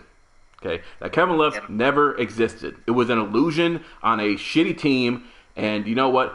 We all got caught up in the hype, and the Cavs got caught up in the hype. But I'm sorry, you will never see that Kevin Love. And to be honest, he's not, in the East, I take a lot of power forwards above Kevin Love, like Chris Bosh or, Greg Monroe, just throwing 2 names out there, okay? Kristaps Porzingis, all right? So there are just players out there, Anthony Towns, there are just a lot of other, so there are just players out there that are way better than Kevin Love. And, sorry, there's a reason why, and Dawkins, you can get in on this in just a second, but there's a reason why I kicked you, Fudge. It was because you said that you watched all the games, and then you said, you made this ridiculous statement about how Dellavedova was somehow shutting down Curry, and that was the difference. And to be honest, as Dawkins said, Curry, there was times when people were like, oh, well, Curry was bricking shots, right?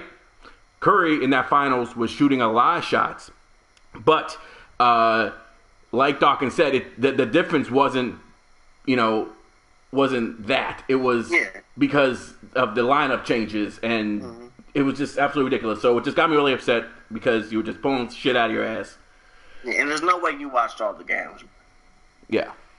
Don't be that ESPN. Oh, I watched 1 billion hours of tape. Don't do that, because nobody does. Okay. All I'm saying is that if the Cavs want to win, you got to stop isolating LeBron. Stop it. It does not work. You have to move the ball. It's the only way that works, man. And I love you, Fudgy. I love you, man. And we'll get you back in this. Love is a good rebounder. He is, but the problem with the Cavs, you have Thompson, who's a great rebounder. So unless Love is consistently scoring, like close to 20 points a game, in games that matter, it doesn't matter. Because Thompson's going to get like 13 rebounds. So you don't really need Love to rebound like that. And to Livin's point, everybody does this. When a backup quarterback comes in and starts playing well, get rid of the starter. This guy's better. Right? Right. It's the same thing when you have a good player on a bad team. Oh, put him on a great team and he'll do the same things. And it's like, not really. There's a reason why he's scoring 20 points and getting 20 rebounds a game. They have nobody else. Yeah, exactly. That love never existed. Sponsored by D Rose, right? That's funny shit.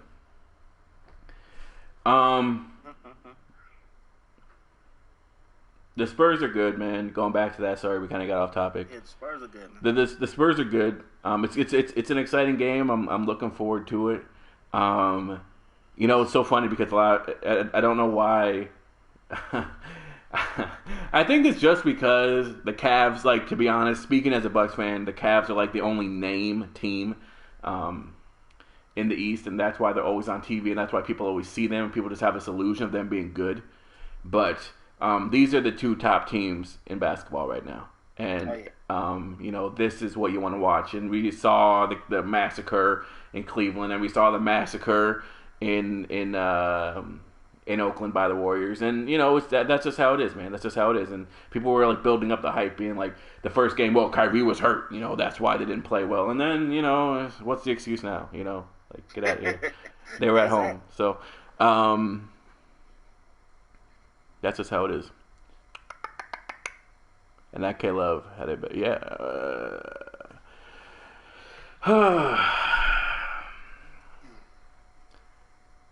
I mean, to me, Buckeye, to be honest, I got caught up in the hype too, man. I really thought that Kevin Love was awesome, and we see now that he's not all that he's thought to be, and I mean, you can reference like Chris Bosh as being one of those guys as well, Chris Bosh kind of took a back seat when LeBron came, but Chris Bosh is an absolute monster, we're seeing that this year, and when he was with the Toronto Raptors, so. It's kind of like some people flourish a little bit more when they have to take a back seat, and other people get exposed, and Kevin Love got exposed. He needs to play defense. Yeah, that's the biggest thing. When you are the third option, you got to play D. Yeah, you got to play D, or you just become irrelevant on the team. Because Draymond Green is so good because he does it all. He can shoot, but he's not going to take like 10, 15 shots a game. He can pass, but he's not going to dominate the ball. What we love about him is that he plays defense, he plays hard, he gives effort. Everybody knows it's Clay and it's Steph that are going to put up the most shots, and everybody's okay with that. Right now, I think what's going on with the Cavs, Kevin Love hears all the noise, and he knows that people are saying, well, Kevin Love can't really be that good. Mm-hmm. So now he wants to prove that he's good, and it's almost like he's taken away from the team because he still won't play defense. If he really wants to win, he would wake up and say, I got to become a better defender. Because then all of a sudden, if you become a better defender, you get the run in transition. And LeBron James will find you in transition. And then you might be open for a three. Corner three, bang. Corner three, bang. Yeah. Yes, there is defense in the NBA, Sax. I know that you wrote that comment about whatever. No, he's absolutely right. The playoffs are the only reason really to watch the NBA. Yeah. The playoffs is when everything gets turned up a notch. Exactly. And I love it. It's going to go down to 4 teams in the finals: Warriors versus Spurs and Cavs versus Bulls. No, man, the Cavs are gonna have to fight to get there. Man, to me, it comes down to two teams: Warriors, Spurs. Whoever wins the West is winning the finals. Yeah. Unless it's like a major injury. Yeah. Even then, I don't see. Buckeye, back to those stats that you posted. You can't tell me he can't play good. He can't play very well. I'm going to tell you that, and I'm also going to ask you to name me everyone that was on that team when Kevin Love was playing, because you look at that 20 points per game, 26 points per game, 18.3 points per game, 26 points per game. They average, it's hovering that 20 points per game range, but there are also people that average those type of numbers who have to work a lot harder for their points. They don't get fed the ball that much. Yeah. But no, Kevin Love is a good player. I'm not going to say that he's not a good player. He just doesn't fit what the Cavs want. Yeah, exactly. He put up hella good numbers. Dude, Buckeye, it matters who's on that team because who are you going to give it to? Okay, if it was me, Dawkins, Cambodia, and you and Kevin Love, who's getting the ball? Are we getting the ball? Kevin Love. Kevin Love's getting the ball. Are you like ridiculous? I'm not acting like that. I'm not football. What's up? I'm not acting like Kevin Love is doo doo. I'm just saying that.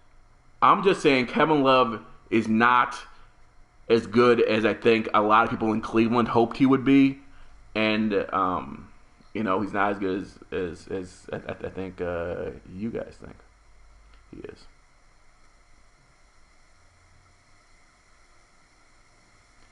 You're a Cavs fan. We're gonna get killed by the Warriors or the Spurs. Yeah, bro. I just don't see.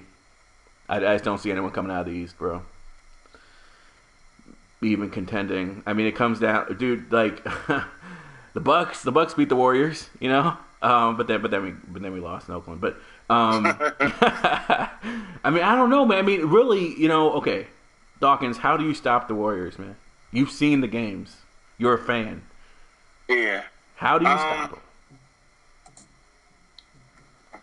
I really don't know. I really don't know how you stop. I mean, I'm really thinking of how you stop the Warriors. And you have to do what the Cavs did and harass Steph Curry. You have to harass Steph Curry. You cannot let him get free on pick and rolls. You have to defend him while he doesn't have the ball. You have to play physical with Klay Thompson on the offensive end. If he runs off screens, Klay Thompson is hot right now. I've seen this dude hit more contested threes than I've seen anybody hit in a long time. And I mean hand right in his face, and they're still dropping. So you have to play physical with him getting off of the three. Getting off of the screen and roll, trying to get up for a three. Play physical there. And you also have to find a way to get back in transition. You get back in transition, you harass Steph Curry, and you play physical with Klay Thompson. It can happen. It can happen. If you don't do those things, you're gonna be in trouble. Yeah. Even the Spurs, if they don't do those things, they will be in trouble. I see a lot. I see a lot of this. Like Kawhi is the difference maker because of his defense. I'm done. I'm done. It's like if and I'm not gonna get mad, but if you watch the games, how does Kawhi defend? Does he defend somebody that has the ball that's trying to ISO him? Okay, you can defend that. Some Fudge said that Draymond Green defended that. Iguodala defended that. We're talking about Iguodala, Draymond Green, Kawhi Leonard. They can all defend LeBron James because I've seen it in the past.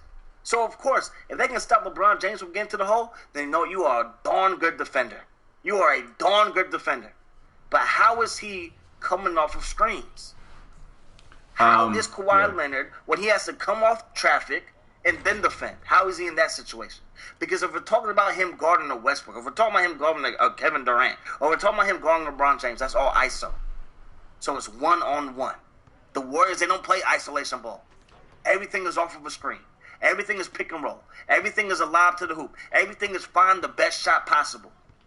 It's not Steph versus the Spurs.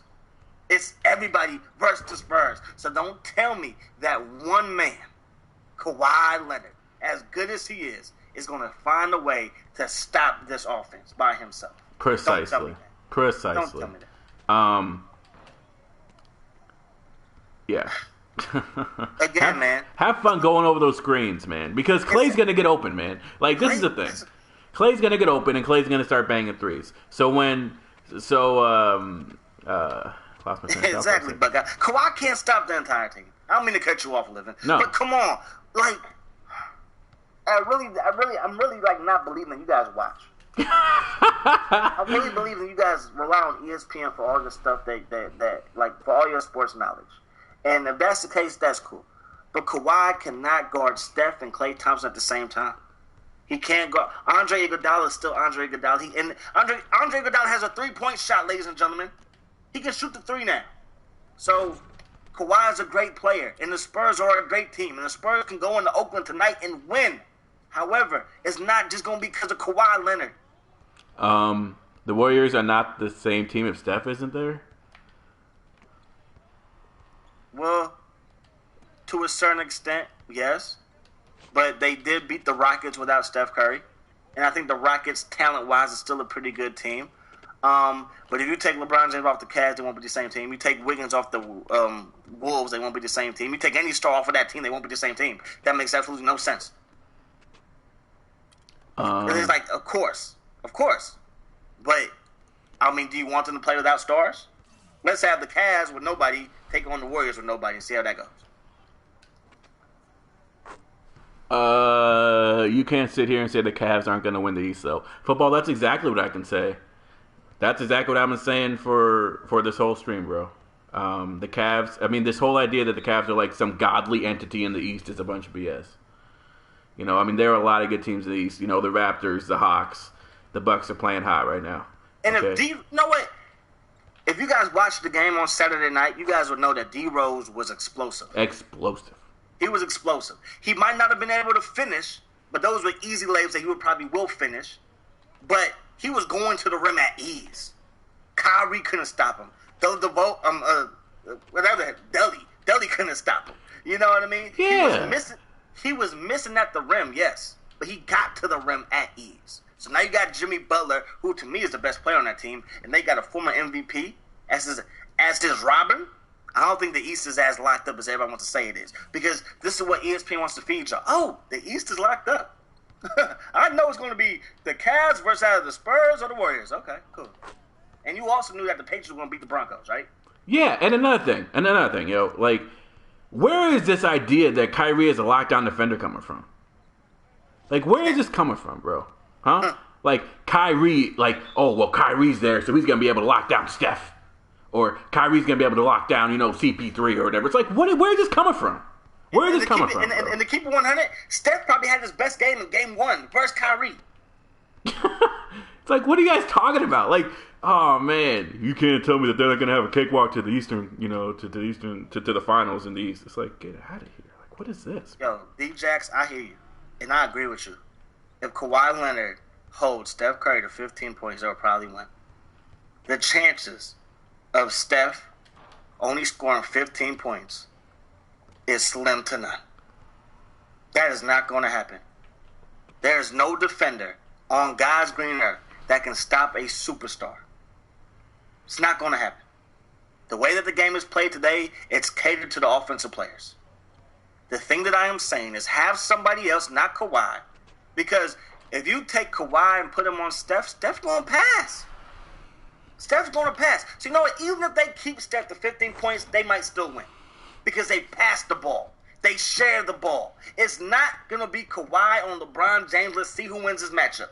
It's going to be the Spurs versus the Warriors. It's not going to be one man stopping one other person, and that's going to be the game. This is not Kobe and the Lakers. It's the Golden State Warriors, where they share the ball, where they pass the ball, where they average 30 assists per game. So, by golly, bring it on. Have Kawhi Leonard guard Steph Curry. Bring it on. Then who going to guard Klay? Then who going to guard Andre Iguodala? You're going to have Tim Duncan on Draymond Green? Good luck. Good luck. Because this notion that, oh, you know what? All they got to do is stop Steph Curry and they're going to win. Okay, cool. Watch the game and see how the Warriors get down. Yeah. Hey, did you guys forget that huge explosion from, who was that? Klay Thompson, what was that, for like 50-plus points? Klay Thompson. Klay Thompson has scored the most points in a single quarter in NBA history. He dropped 37 in one quarter. You think he can't do that again?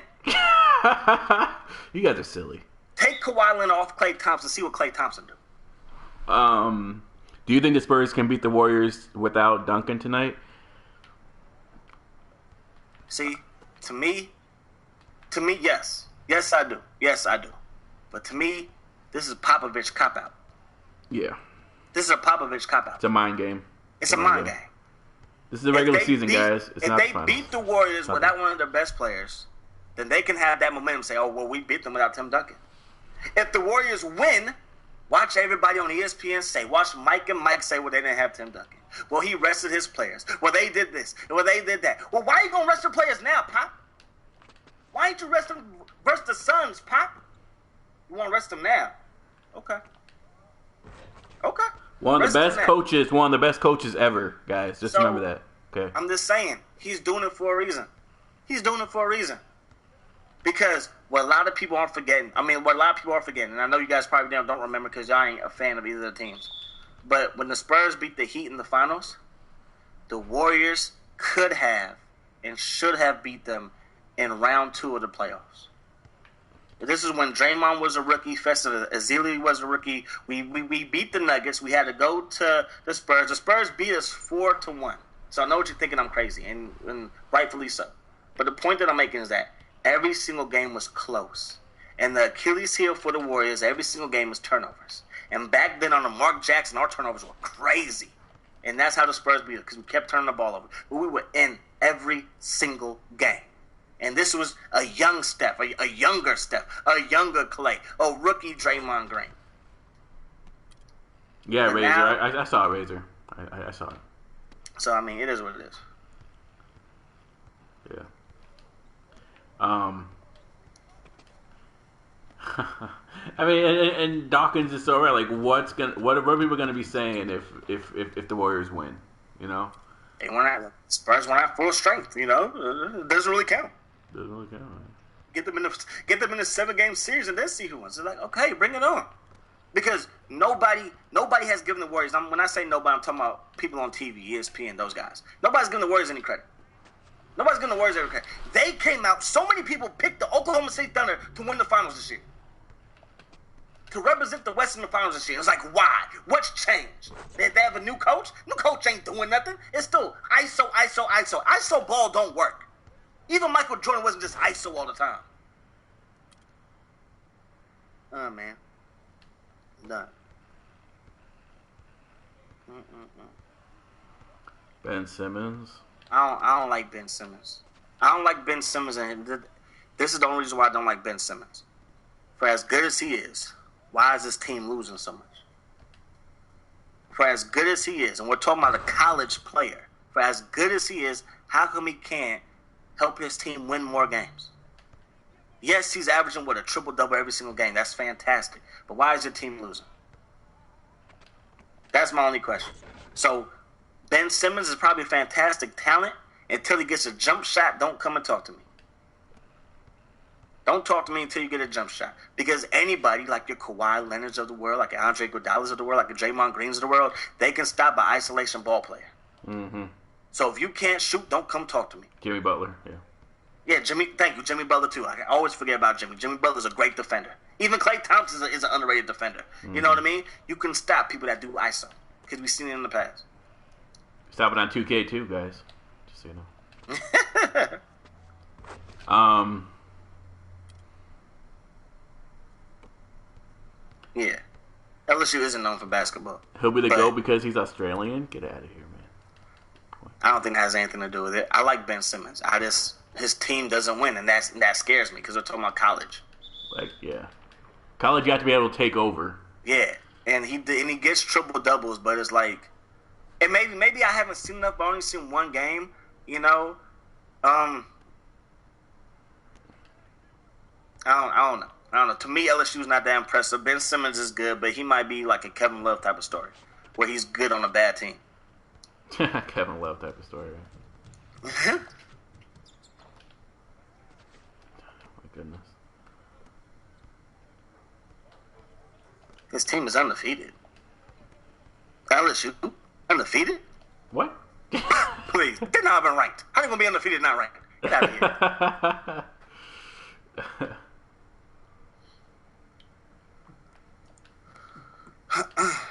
All right, man. DH in the NL.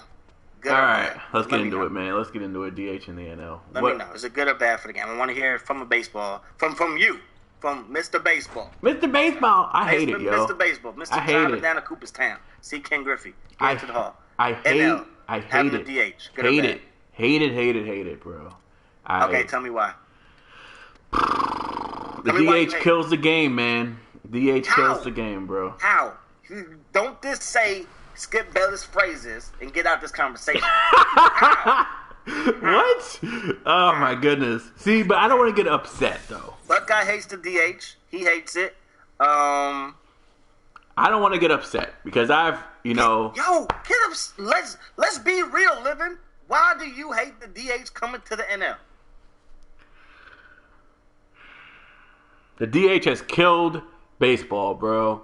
Explain. The biggest problem with baseball, the reason why people don't watch baseball, the reason why people watch the NBA or the NFL is because they consider those two people that play those two sports, even soccer, for example, people that play those two sports to be better athletes.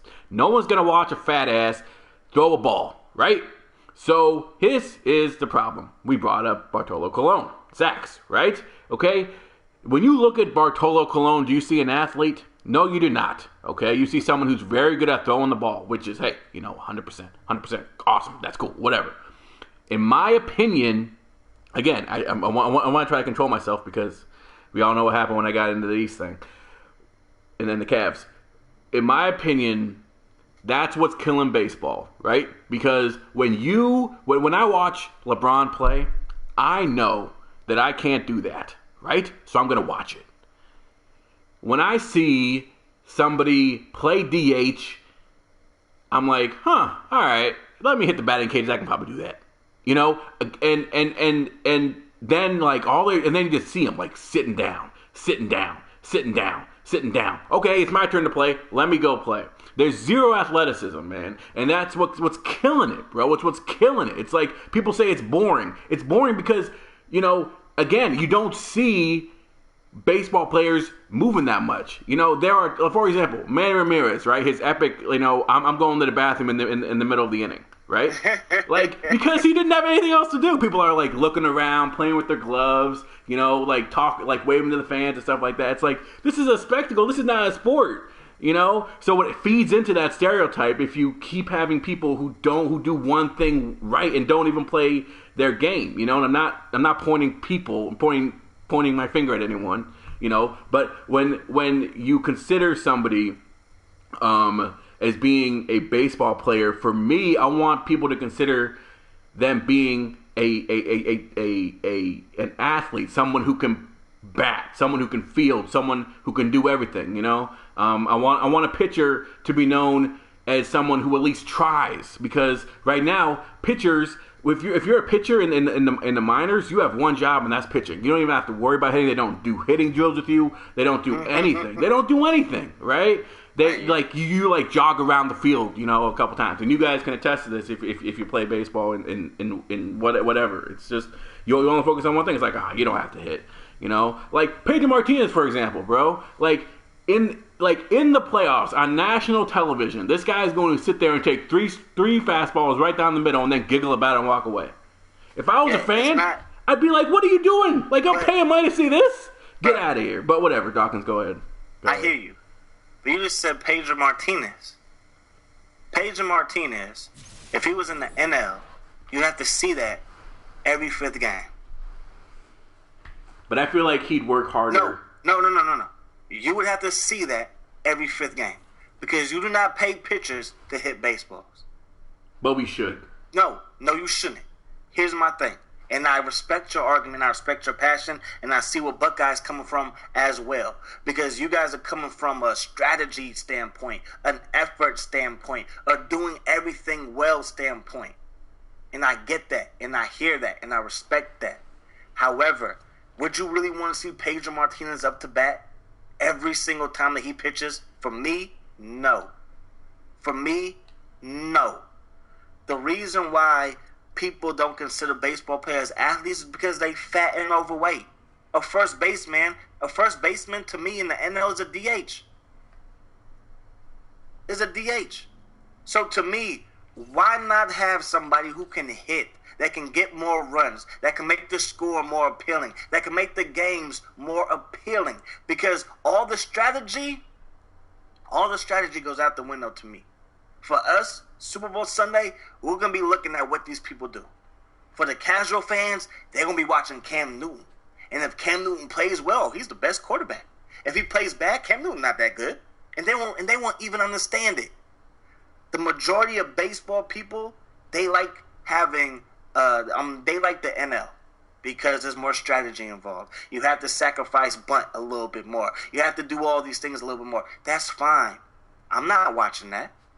I would rather watch an AL game. I would rather watch having the Yankees have a stacked lineup or a stacked batting lineup because they have a DH. They don't have to worry about a pitcher. I like it when the Giants go and play the New York Yankees because I know I don't have to watch a pitcher hit the ball. That's just my opinion. I think it's better for the game because people like offense. This is why the NBA took away hand checking. When Michael Jordan played, the average score was like 90 points per game. Now the average score is like 102, 104, 105. People like scoring. There's a reason why you can't touch receivers anymore. We're talking about an era that probably had the best receivers of all time. Jay Rice, Michael Irvin, Chris Carter, all those guys. You couldn't touch. You could touch them in the 90s. 1 and 2000s, you can't touch them. Let them run free. And now you're getting all these crazy points and crazy stat lines. People want to see scoring. For my baseball enthusiasts, though, they might like the NL. Yeah. They might like the fact that, it's more strategy and this and that. But when you're talking about athletes, you're talking about people in the field. We're talking about Ken Griffey. We're talking about Barry Bonds before he got a big head. We're talking about all these guys that will do web jams. We're talking about your Jim Edmonds. You're talking about all these guys. You're talking about even like your Derek Jeters and stuff like that, or even your Cal Ripken Jr.'s on the infield and stuff like that, making crazy plays, throwing the ball over the head, diving and making plays on the infield. These are all the things that you want to see, and I think you get that, and you get to see that with the DH. Because a DH can actually hit the ball. You're still going to have teams that will pay somebody a bunch of money, talking about Hayward, who is a great defensive player. He might be good all around, but he's way better as a defensive player than he is at the plate. So there's still strategy involved. It might not be, okay, I have to take my pitcher out now because we need some runs. So if you're not Madison Bumgarner, I'm going to have to take you out because I need some runs. But you're having a hell of a game. But I'm gonna take you out. I don't watch LA versus. I don't watch the Dodgers versus the Giants to see Kershaw hit, to see Bumgarner hit. I watch to see them duel. You know what I'm saying? I don't want to see an old Barry Bonds flopping and stumbling over himself in left field if he could be a DH. I don't want to see Albert Pujols missing balls going past his head at first base. Don't want to see that. I want to see them hit. Because offense is the biggest problem in baseball. And Buckeye, I know that Bumgarner can hit. And I said that. If it's not Bumgarner, who do you want to see hit as a pitcher? Who do you want to see hit as a pitcher? Name one pitcher from the Brewers that you want to see hit. I want to see all of them hit, man. Okay. But I hear you, but why? Because you feel like it's strategy? Because they have to prove that they can hit? No, this is gonna go to the NL. To the AL. Exactly. It's like. But to me, AL is better. And that's and I understand where you're coming from with that. Like I really do. Like I see both sides of the coin with this, and I think that's what it is, and that's why it's so hard to like convince either one of the sides. Because for me and Buckeye, I don't think there's anything that anyone can say that can convince us that the DH helps the game. But on the other side, you can say, like Dawkins just made this very eloquent argument that like there's a reason why there's a DH, right? There's a reason why people watch the games that they watch. There's a reason why people tune in and watch, there's a reason why the steroid era was so popular because of the home runs and, and you said no one wants to sit there and watch this pitcher Fudge, hit, hang on. Fudge, if you want to explain it to me, then explain it to me in the chat, bro. Because I guarantee you, if you get back into here, you're going to be agreeing with me at the end of the day. You're going to be agreeing with me at the end of the day. So just write it in the chat if you have something to say. So And Buckeye, that is so much BS and you know it. Go ahead, Levin, but you know that that's BS. You know that's BS. Yes, Buckeye, yes, because I asked that comment. That is freaking BS, because I'll still watch baseball if that were to happen. But, the old fans hate it, right? We hate it, bro, because it just feeds into the stereotype that we hate, right? We're just old, grumpy old men. We're like, oh, I don't want to see a change, But again, it's for me, I want to, okay, again, it's just my mentality, yo. It's about grinding, it's right? Your mentality. It's about grinding, say that. right? It's your mentality. Exactly. So, for me, I want to sit here and grind my team coins, right? I want to sit here and I want to see my team. I want to see Youngman in the batting cages, okay? I want to see that. I don't want to see him, stroll out, pitch a perfect game, because to me that doesn't mean anything if you're not hitting, because that takes stamina away, right? If you have a perfect game, in my opinion, and I'm just going to put this out, and you guys can hate me if you want, but in my opinion, if you pitch a perfect game or a no-hitter in the AL, it is not a perfect game or a no-hitter. There's stamina when you have to run the bases, right? You lose stamina. You lose stamina when you have to swing the bat. Everyone knows that, right? Go ahead. I don't mean to cut you off, but that's why pitchers just take pitches. No, why? Yes. You're hurting your team if you take pitches. Not every. I mean, correct me if I'm wrong, but there was a pitcher I believe he played for the Braves, the Mets, and the Rockies, and his last name was Hamilton. He could hit. He was a pitcher who could hit. Bumgarner is a pitcher who can hit. Most pitchers go out there and take pitches. They take pitches. They do. True. And you know it. True, but if you insert Carlos Zambrano in there, different ball game, different strategy, right? Okay, different ball game, different strategy. And who are you appealing to? That's the thing. Again, and that's why it's so hard, because you're appealing to the lower population of baseball fans. Yes, you are appealing to the diehards. Exactly. Which is why seeing the DH go to the NL would piss me off, but I see that it helps grow the game, because the game has now become bells and whistles, right? It helps grow the game, man. It helps grow the game. Bells and whistles. And to Buckeye's point, I freaking grew up, and you know this, Livon, rooting for the Giants. Yeah. But I'll always say that I like watching A's games because it's in the AL. Because the Giants didn't always have Madison Bumgarner. I had to watch Tim Lincecum swing a bat. It wasn't fun. Who wants to see that? Not too many people want to see that. And another thing is that even with the way that things are, it is almost as if you are saying that the NL have harder spring trainings than the AL.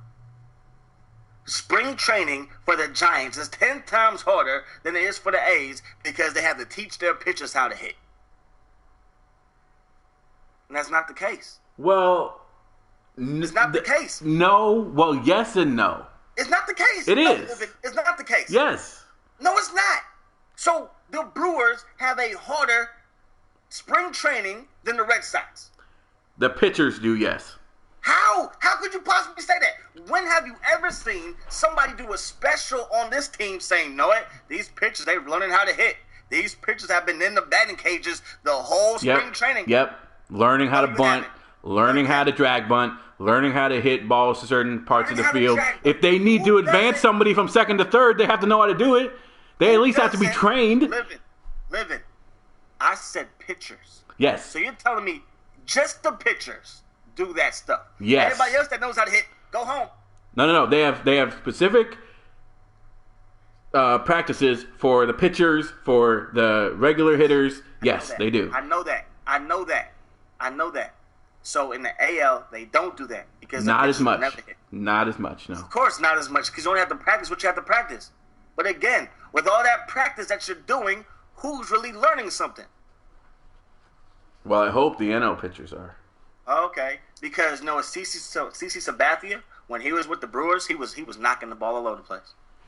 He was making contact. Of course he was making contact. Because of the practice. Because of the practice, for sure. When he was only there for half a season. You're right.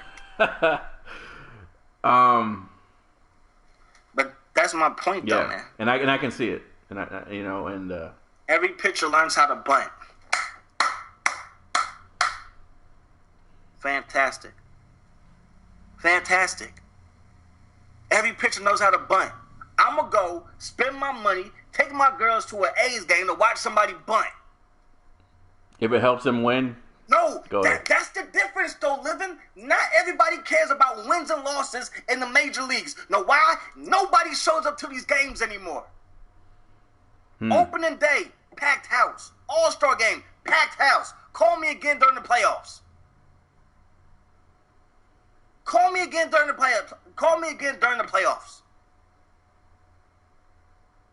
Because nobody, and I mean nobody, wants to see these guys hit. I want to see them lay down a bunt for what? How many times in a clutch situation is a pitcher really going to be up there to bat and lay down a bunt? It happens quite a bit. All the Giants games that I've seen, no, it doesn't. It only happens whenever ESPN highlights it. Then you guys will see, look, there it goes, strategy again.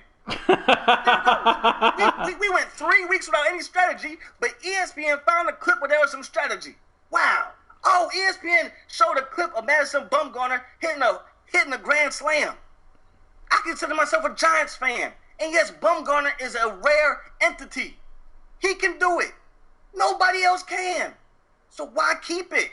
Because it's tradition? Okay, fine. Keep it because it's tradition. Keep it. But then keep on watching your games on TBS. Keep on having the draft more important than the game y'all love. Keep on doing it. Yeah, and because there's no... And I'm going to let you finish. I'm sorry for taking up all your time. No. But nobody goes and watches a bunt contest. They watch a home run derby. There's no bunt derby. It's a home run derby. There's no sacrifice squeeze play. No, it's a home run derby. Get me more power in the NL. We'll be happy. What I want people to understand is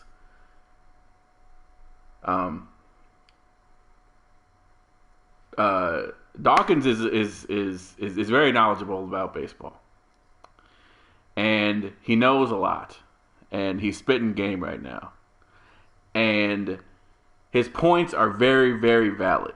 And I think what you guys, what Buckeye, what you need to understand is that what he's saying is baseball is not trying to cater to us anymore. You know, they're trying to cater to those people that they want. Okay, because he just referenced like opening day, right? Opening day, packed house, right? But then the next day, and you guys are stupid if you don't agree with what he said. The next day, it's not packed, right? Because the hype is dead. And I want to clarify something. Buckeye, I know that baseball stadiums hold way more than any other sport. I mean, not any other sport. But if you look at a football game, for a team that's good, they can pack the house.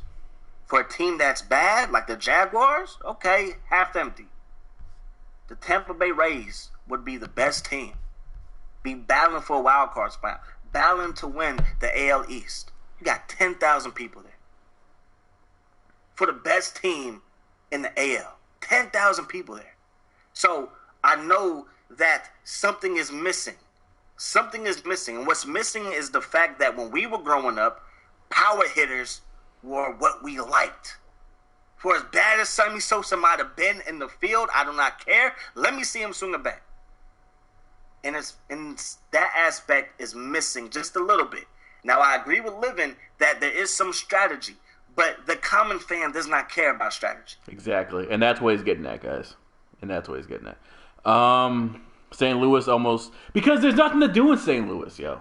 Exactly. St. Louis is not a hockey town. And that's the only thing that they have to do is either go to a hockey game or a baseball game. And the St. Louis Blues have not won. The St. Louis Cardinals have won. And also, on that point, Fudge, the people that go to those games, they are not from St. Louis. They're from the suburbs around St. Louis. Okay? And Fudge, another thing, if there was a DH, Albert Pujols would still be a Cardinal. Very true. If there's a DH for the St. Louis Cardinals and the freaking NL, he would still be a Cardinal. He went there. Yes, they gave him a whole bunch of money, but he went there because he wanted to play in the AL, so he could be a DH, so he could prolong his career. So I hear the argument on both sides. And for diehard baseball fans, keep it the way it is. I ain't gonna complain. I got one of the best hitting pitchers in the game, so I ain't gonna complain. But if you want your game to be popular, more popular, you gotta do something. And the game has become so much on pitching, it's ridiculous. It's ridiculous. And for me, I think it's more in the NL. In the NL, you have these rotations where the pitcher's struggling in the fifth inning, bring in another guy. Let him face 2 batters. Bring in this guy so he can take on a left hitter batter. Baseball, and you guys might be right. It might not be so much on the NL needs a DH, but the baseball has to do something. So I applaud them for maybe trying this. But the fact that you have so many pitchers coming in and out of the game, I think that hurts more than anything else. So I will say that. That's true. That's true. You don't want him anyways because he's a bum. Who are you talking about? Pujols? Because that's ridiculous. Because he was. That's ridiculous. Of course, because now he's not a Cardinal. Now he's Buckeye. Yeah. You went to the Reds game versus the Brewers and it was packed. Yeah, and Buckeye mentioned this too. Cincy is a baseball town. Like there are certain, and that's what I think baseball doesn't realize. And again, like I think that me and you, Buckeye, are kind of oblivious to this as well, and maybe Fudge as well. But like, there are a lot of other teams out there, baseball teams besides our teams, right? So when I go to a Brewer game, I know it's gonna be packed, right? But then you look at Milwaukee, that is a shit town, man. There's nothing else to do, right? So obviously they're gonna go there. You look at Fenway, right? Fenway is always packed, but that's history. You know, it's history there. Exactly. You look at like the Yankees. The Yankees, yes, a packed, but again, it's history, right? The Dodger game, that's not really packed, man. You know, it's not unless the Dodgers are good. And again, I might have been too harsh with that saying, but you guys know, you guys know that not every game, even for the Reds, isn't all the way full. Not even halfway full. And yes, there is 162 games. Yes, there is. So for 162 games, if my starting pitcher is going to get 36 starts on average, I don't want to see him back. Unless he's a Madison Bumgarner. But most likely, he probably not starting the game that I go to. So for me, I want to see the best hitters take on the best pitchers every single at bat. That's what I want. That's what I want. Because shit. Because what Livin said is right. In football, every single play, Odell Beckham going up against Josh Norman. Every single time up the court, LeBron James has the ball in his hand, Steph Curry has the ball in his hand. Right. To a casual sports fan, that's what you want to see. Exactly. I get the strategy, I get tradition, I get all that. And I get what Livin's saying, I get what you're saying. That is not that case for every single market. Reds versus Brewers, okay, well, isn't that NL Central? Yeah, rivalry. Was it a close game? I mean, was it like a highly anticipated game? Was it the weekend? Was there nothing else going on? Was it during football season? Or was it during the middle of summer? Right. When there's nothing going on? It's way bigger than a DH sacks, exactly, bro. Because you think about it, I agree. Dude, we're talking about Bartolo Colon as a pitching reference. Are you serious? Like, think about that, though, man. This guy was trending worldwide on Twitter because he couldn't hit because we laughed at him running to first base. Like, that's why baseball was trending during the summer. Like, it wasn't because of their play. Like, isn't that the most ridiculous thing, man? It's just a big, like, it's just a huge problem. It's a joke, man. It's a joke. But then you look at, like, you know, you look at, like, the NBA, and when the NBA is trending, it's not because, you know, it used to be because, you know, Latrell Sprewell would, like, throw stuff at people, but not anymore, right? So, again, it's just like a whole different MJ for 3, bang, let's go. Man. It's just become a joke, man. In baseball, they need something. I understand why. It just sucks if you're like a hardcore fan. If you're a hardcore fan, you got to keep the game the way it is. But I think there's too many pitchers coming in and out of the game, and there's too much of a stoppage. It also caters to pitching, though. Huh? It caters to pitching, I think, too much because, like you said, to pitching a little bit too much, and that's where baseball has lost people. I would watch Giants games to see if Barry Bonds can go deep. Mm-hmm. Now, in September, I'm watching them to see if they can win because they're battling for the NL West or they're battling for a wild card position. So I'm tuning in for that. But you can't sold me. I mean, having football being my favorite sport and growing up watching them pro in college, I understand the magnitude of each game. And you lose me with that with 162 games. And then you also lose me for that when you have a strategy for each and every batter. Mm. You have a strategy for each and every batter. It will be the sixth dude on a bad team coming up to bat. And let's take out this right-handed reliever to bring in a left-handed reliever so we can take on this sixth dude in the rotation who sucks because he's left-handed. Really? It's so crazy because it's so true because kills it. Yeah, it does because again there's breaks, right? Exactly. And again, like, is this pitcher really that much better than it? I mean, again, when you go up against two batters, are you really that good? Exactly. And it's like, for me, I understand the strategy. I understand taking out a pitcher because it's a better matchup. But you have to leave a pitcher in the whole inning. Football, that's what I'm saying, man. Dawkins knows his stuff, yo. People that think that he's like just like a football guy are just absolutely ridiculous.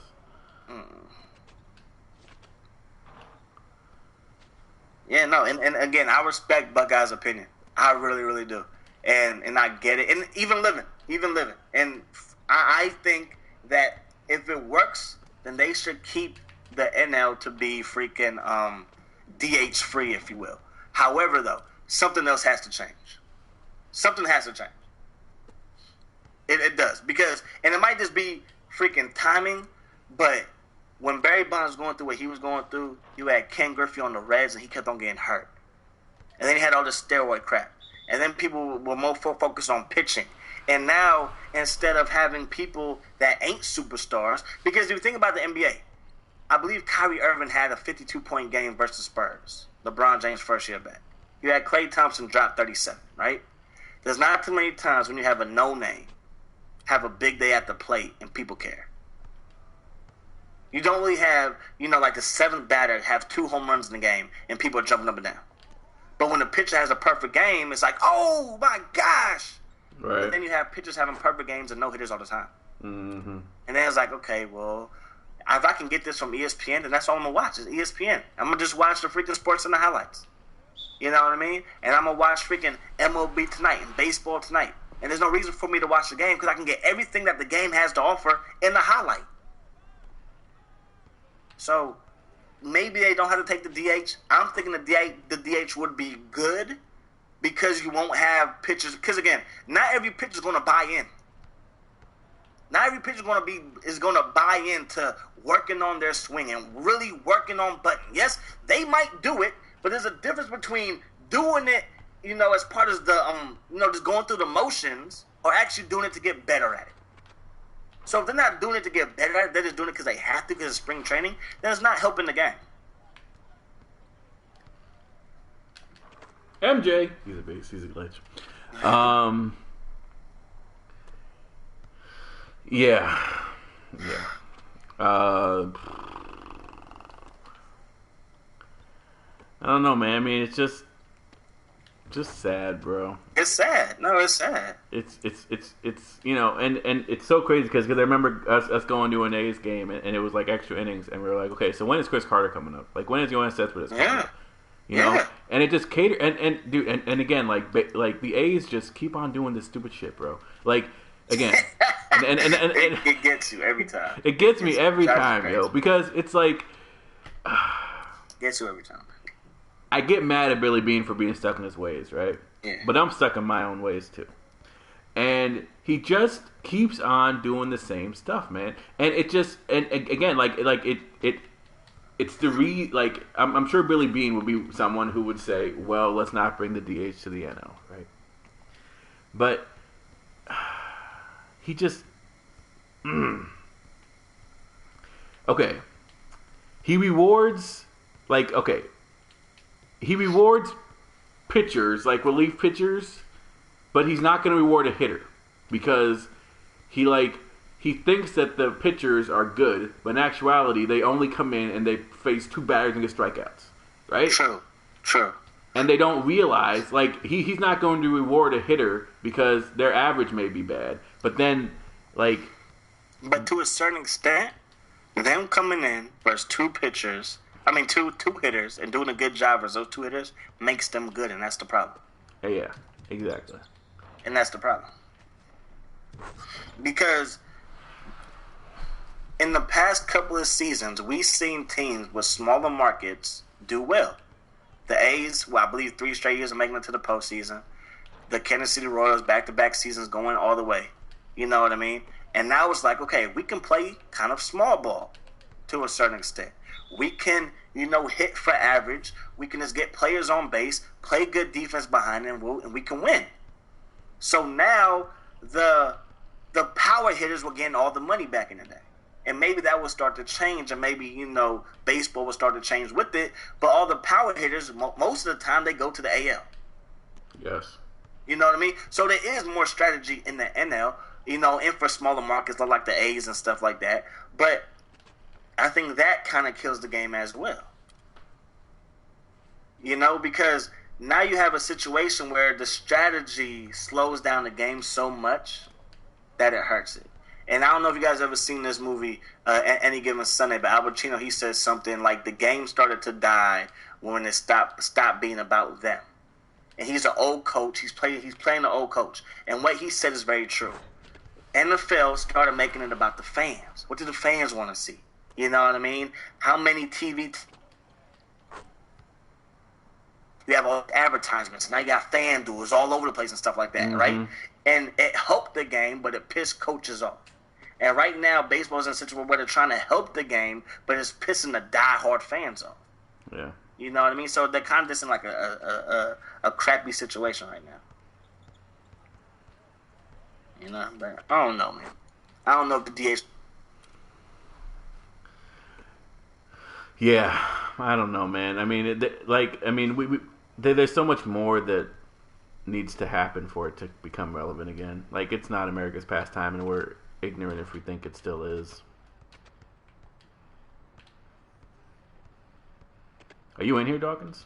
Still? Yeah. Yeah? Okay. Just want to make sure. No DH in the NL. Dude, I'm with you on that, bro. But in the grand scheme of things, right? If we want baseball to survive, we need something, man.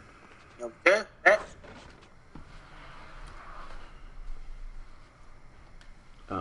But yeah. All right. Do you have anything else you want to talk about, man?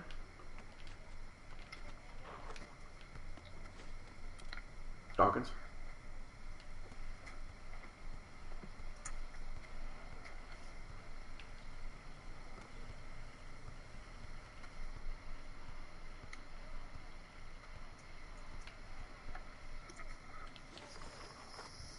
Kareem!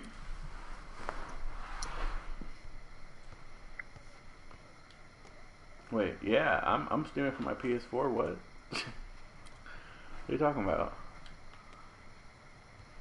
Talk about the Reds moves? Like what? Like the what do you call it? The Chapman to the Yankees or whatever. Frazier getting traded. I don't know, man. I mean, the Reds are just. You talk about a bad organization, man. I mean, they're not bad. They're just making moves that make them into like rebuilding. I know it's not there. It's weird. They're just making them into like rebuilding teams, right? So at the end of the day, it is what it is, man. You guys are gonna get beat up by everyone in the NL. You guys have a pretty good young pitcher. What is that guy? That one dude, Vasquez or whatever. But that's about it. You guys are a joke, man. You guys are a joke. Don't do that. For 2.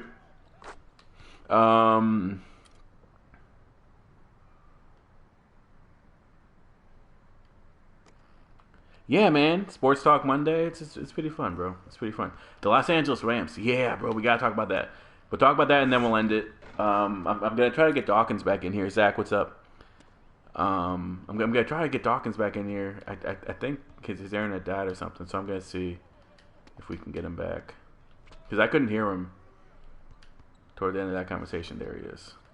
Okay, so once I get the ball, then I'll be able to add him on here.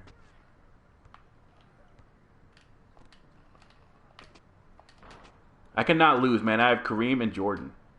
You know what I mean? Hold on. Howdy ho, neighbor. Yo, can you hear me? Yeah. There we go. There we go. Can you hear me? Hello. Howdy ho. Howdy ho, I said hello.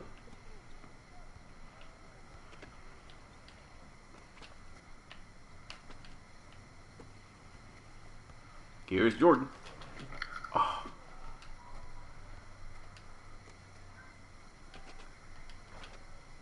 There's Jordan. Come on, baby. I can't lose. I got Jordan and freaking Hakeem.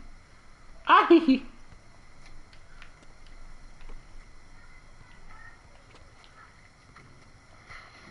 There we go. Who's gonna watch the Broncos lose? Bruh, stop. Stop, man. What, dude? We talked about it before. We talked about it before a little bit. As I think Dawkins is working to get stuff set here. You can't hear me. Okay. Hold on. But say okay. Say something. Hold on. Let me see what's going on.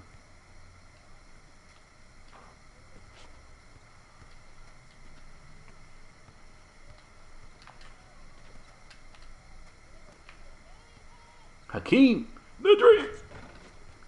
Just kidding. That's Kareem Abdul-Jabbar. Let me talk about the Rams. Yeah, man, for sure. Like I said, bro, we will get into the Rams. Just let me finish up this game, and then I'll try to figure out what's going on. Yeah, I did. It's Kareem Abdul-Jabbar, not the other one, man. There we go. Get it mixed up. But yeah, we talked about it already.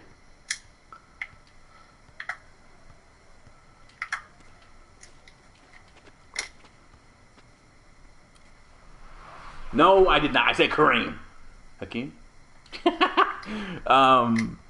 Panthers offense is better than the Broncos offense. Yes, but the Broncos defense is better than the Panthers defense. So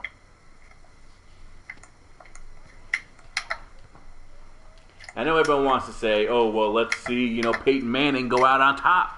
You can kiss my grits with all that BS, yo. All right, ain't no one wants to hear about that, yo. At the end of the day, let me see if I can get it back in here, though. Hold on.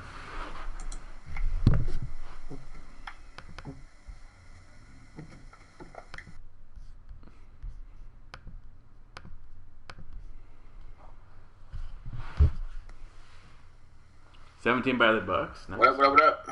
What up? Can you hear me? Hello. Oh, Jordan. This could be the game. No, let's go.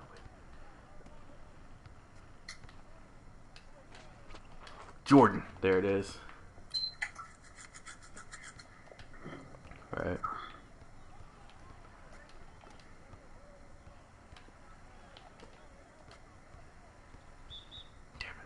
And the Panthers can be either the Panthers, dude. The Panthers are going up against one of the best defenses to ever play this game, bro. The Broncos defense is one of the best defenses that we've seen in a freaking long time, man. So I don't know what you. Yeah. Sounds good, Dawkins. Go ahead and do that.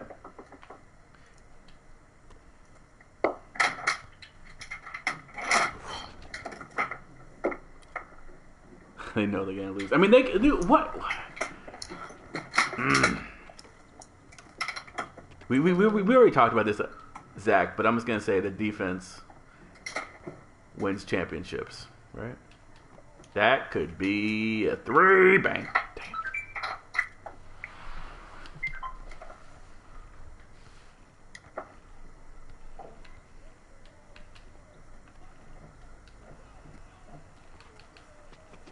Dude, I'm gonna lose with Kareem and with Jordan.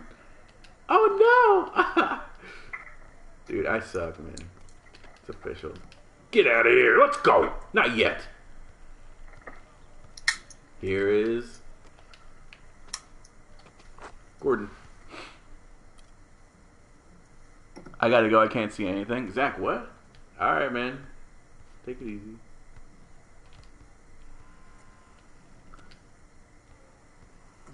I want to finish this game so I can just get him in this call here. I think actually I can do this. Hold on. Dude, for the win? No. Dude, get the freaking board, yo. Oh my gosh, that's ball game. I just lost, and I had all those guys. Okay. Let me invite him to the party here.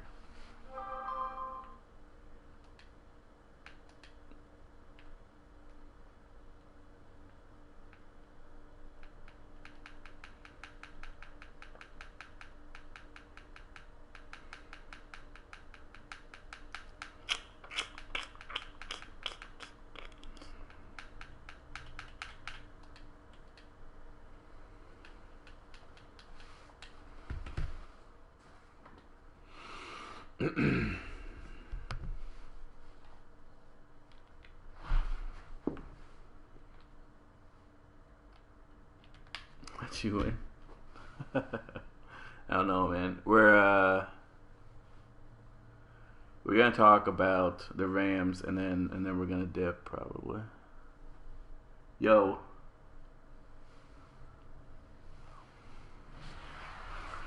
Yeah, we're gonna talk about the Rams and then get up out of here. Yeah. That was really weird though. Like, I couldn't hear you no more. Yeah, it was weird, but I could hear you. Oh really? Yeah. Wow. Yeah. But all right. Before we go, let's talk about the Rams, man. What about the Rams specifically? Then going to Los Angeles. Oh yeah. We'll talk about Royal Rumble too. All right. Do you like it? Not like it? I mean, I like it just because I'm a Niner fan, so it brings the rivalry back to the West Coast. It makes like a California rivalry type of deal. I don't know. I mean, I don't know if I could say that St. Louis should have kept the Rams. I mean, I don't know. But for me, I like it just because it brings the rivalry back to California. Mm-hmm. But outside of that, I really don't have an opinion on it. Did Rams fans pack every single game? No. Is the Edward Jones Dome or whatever it's called, a spectacular building to play in? From the outside, no. So, I mean, I don't know if they did enough to keep their team, but I really don't even think too many people in St. Louis really care, man. Right. Yeah. I mean, Take I it don't easy, know. Caps. Yeah, that's true, man, because we were talking about it. People go watch the Cardinals probably more than they go watch the Rams. Yeah. It's sad, but what really makes me upset as well is that like there are so many other teams that need relocation, and in baseball specifically, like the A's, and they just can't do anything about it, because of logistical reasons. But yeah, Fudge. So it sucks, but it's for the betterment of business, man. For a betterment of the business. Yeah. Because when they finally build that brand spanking new stadium, they're gonna have the draft there. They're gonna have the combine there. They're gonna have so many events there outside of just football. That's gonna work. Mm-hmm. So now you're gonna be able to have the draft in New York and Chicago and now in LA. So it's gonna be like on a rotation type of basis, and that might that might actually get more ratings to something that's one of the highest rated things on TV. Yep. All right. Yeah. Alrighty. Okay. Quickly, I know Justin, you wanted me to talk about this, so we'll talk about a little bit about the Royal Rumble and stuff. I liked it. I thought it was pretty cool, man. I know a lot of people didn't like it, but I liked it. Roman Reigns, obviously, people didn't want him to win. I was rooting for him. He didn't win. Triple H is now the champion, which is crazy, but I think what that leads up to is Triple H and Roman Reigns fighting at WrestleMania, possibly for the belt. I don't know what's going to happen with Brock Lesnar now. I think probably Brock Lesnar is going to feud with either The Rock, because The Rock is coming back for WrestleMania. That would be pretty sick. Or possibly someone else. I was thinking The Undertaker was going to come back. He didn't, though, so I don't know what he's going to do. But, again, Monday Night Raw tonight, so we'll see. AJ Styles comes back, which is freaking awesome. I want to see an AJ Styles versus Chris Jericho match, man. And hopefully we get to see that, because that was like a little taste. We got a little bit of a taste of that, but nothing really, nothing really like that. But what I saw from AJ Styles was freaking awesome, man. I think it was in there for like 24 minutes or something like that, Justin. So that was pretty cool to see. Yeah, I mean, what else do you want, man? The whole Rumble itself was kind of lame. Like, it just took too long, man. It just took too long, I think. But it was a cool. It was yeah, it's whatever. It is becoming kind of shit, man. Like for me, I was waiting for Brock Lesnar to come out, right? And when you're waiting on like one guy and it's a pay-per-view, there's something wrong with that. But hey, Brock Lesnar or whatever his name is, Roman Reigns got screwed over again, and now he doesn't have the title anymore. So I'm sure all the haters are gonna love that. All right, but that's my opinion, man. Justin, again, we'll see what happens on Monday Night Raw. I think somebody's coming back, man. Someone has to come back and feud with Brock Lesnar. Obviously, I don't know if he's going to be there tonight, but if he is, someone needs to feud with him tonight. So we'll see what happens then. But yeah, do you have anything to say before we dip? No, man. I think it was a pretty good show. We were up for like almost 3 hours, man. Really? When did we start? Did we start? Oh, what time? Wait, did we? We started at like 1, man. It's 3:30 now. Yeah. No, it was good. It was good, man. It's a good conversation. Flowed well. I like it. Remember, you guys can join the conversation next week in the Skype call. All you gotta do is add me, and yeah, yes, sir. Yeah, I like this. Versus somebody from the Wyatt family, dude. The Wyatt family's a joke, Justin. At this point, man, it's a joke, bro. It's just all a joke, man. Just bring The Rock back. That's all I want. Yeah, I stopped watching. As soon as The Rock left, I left. I say that all the time. As soon as The Rock left, I left. And you haven't been back. I haven't been back since. Even when he comes back for like a showcase or something, I still nope. It ain't the same. Yeah, since the Wyatt family eliminated. Yeah, maybe Justin. Yes. All right, we'll see you guys.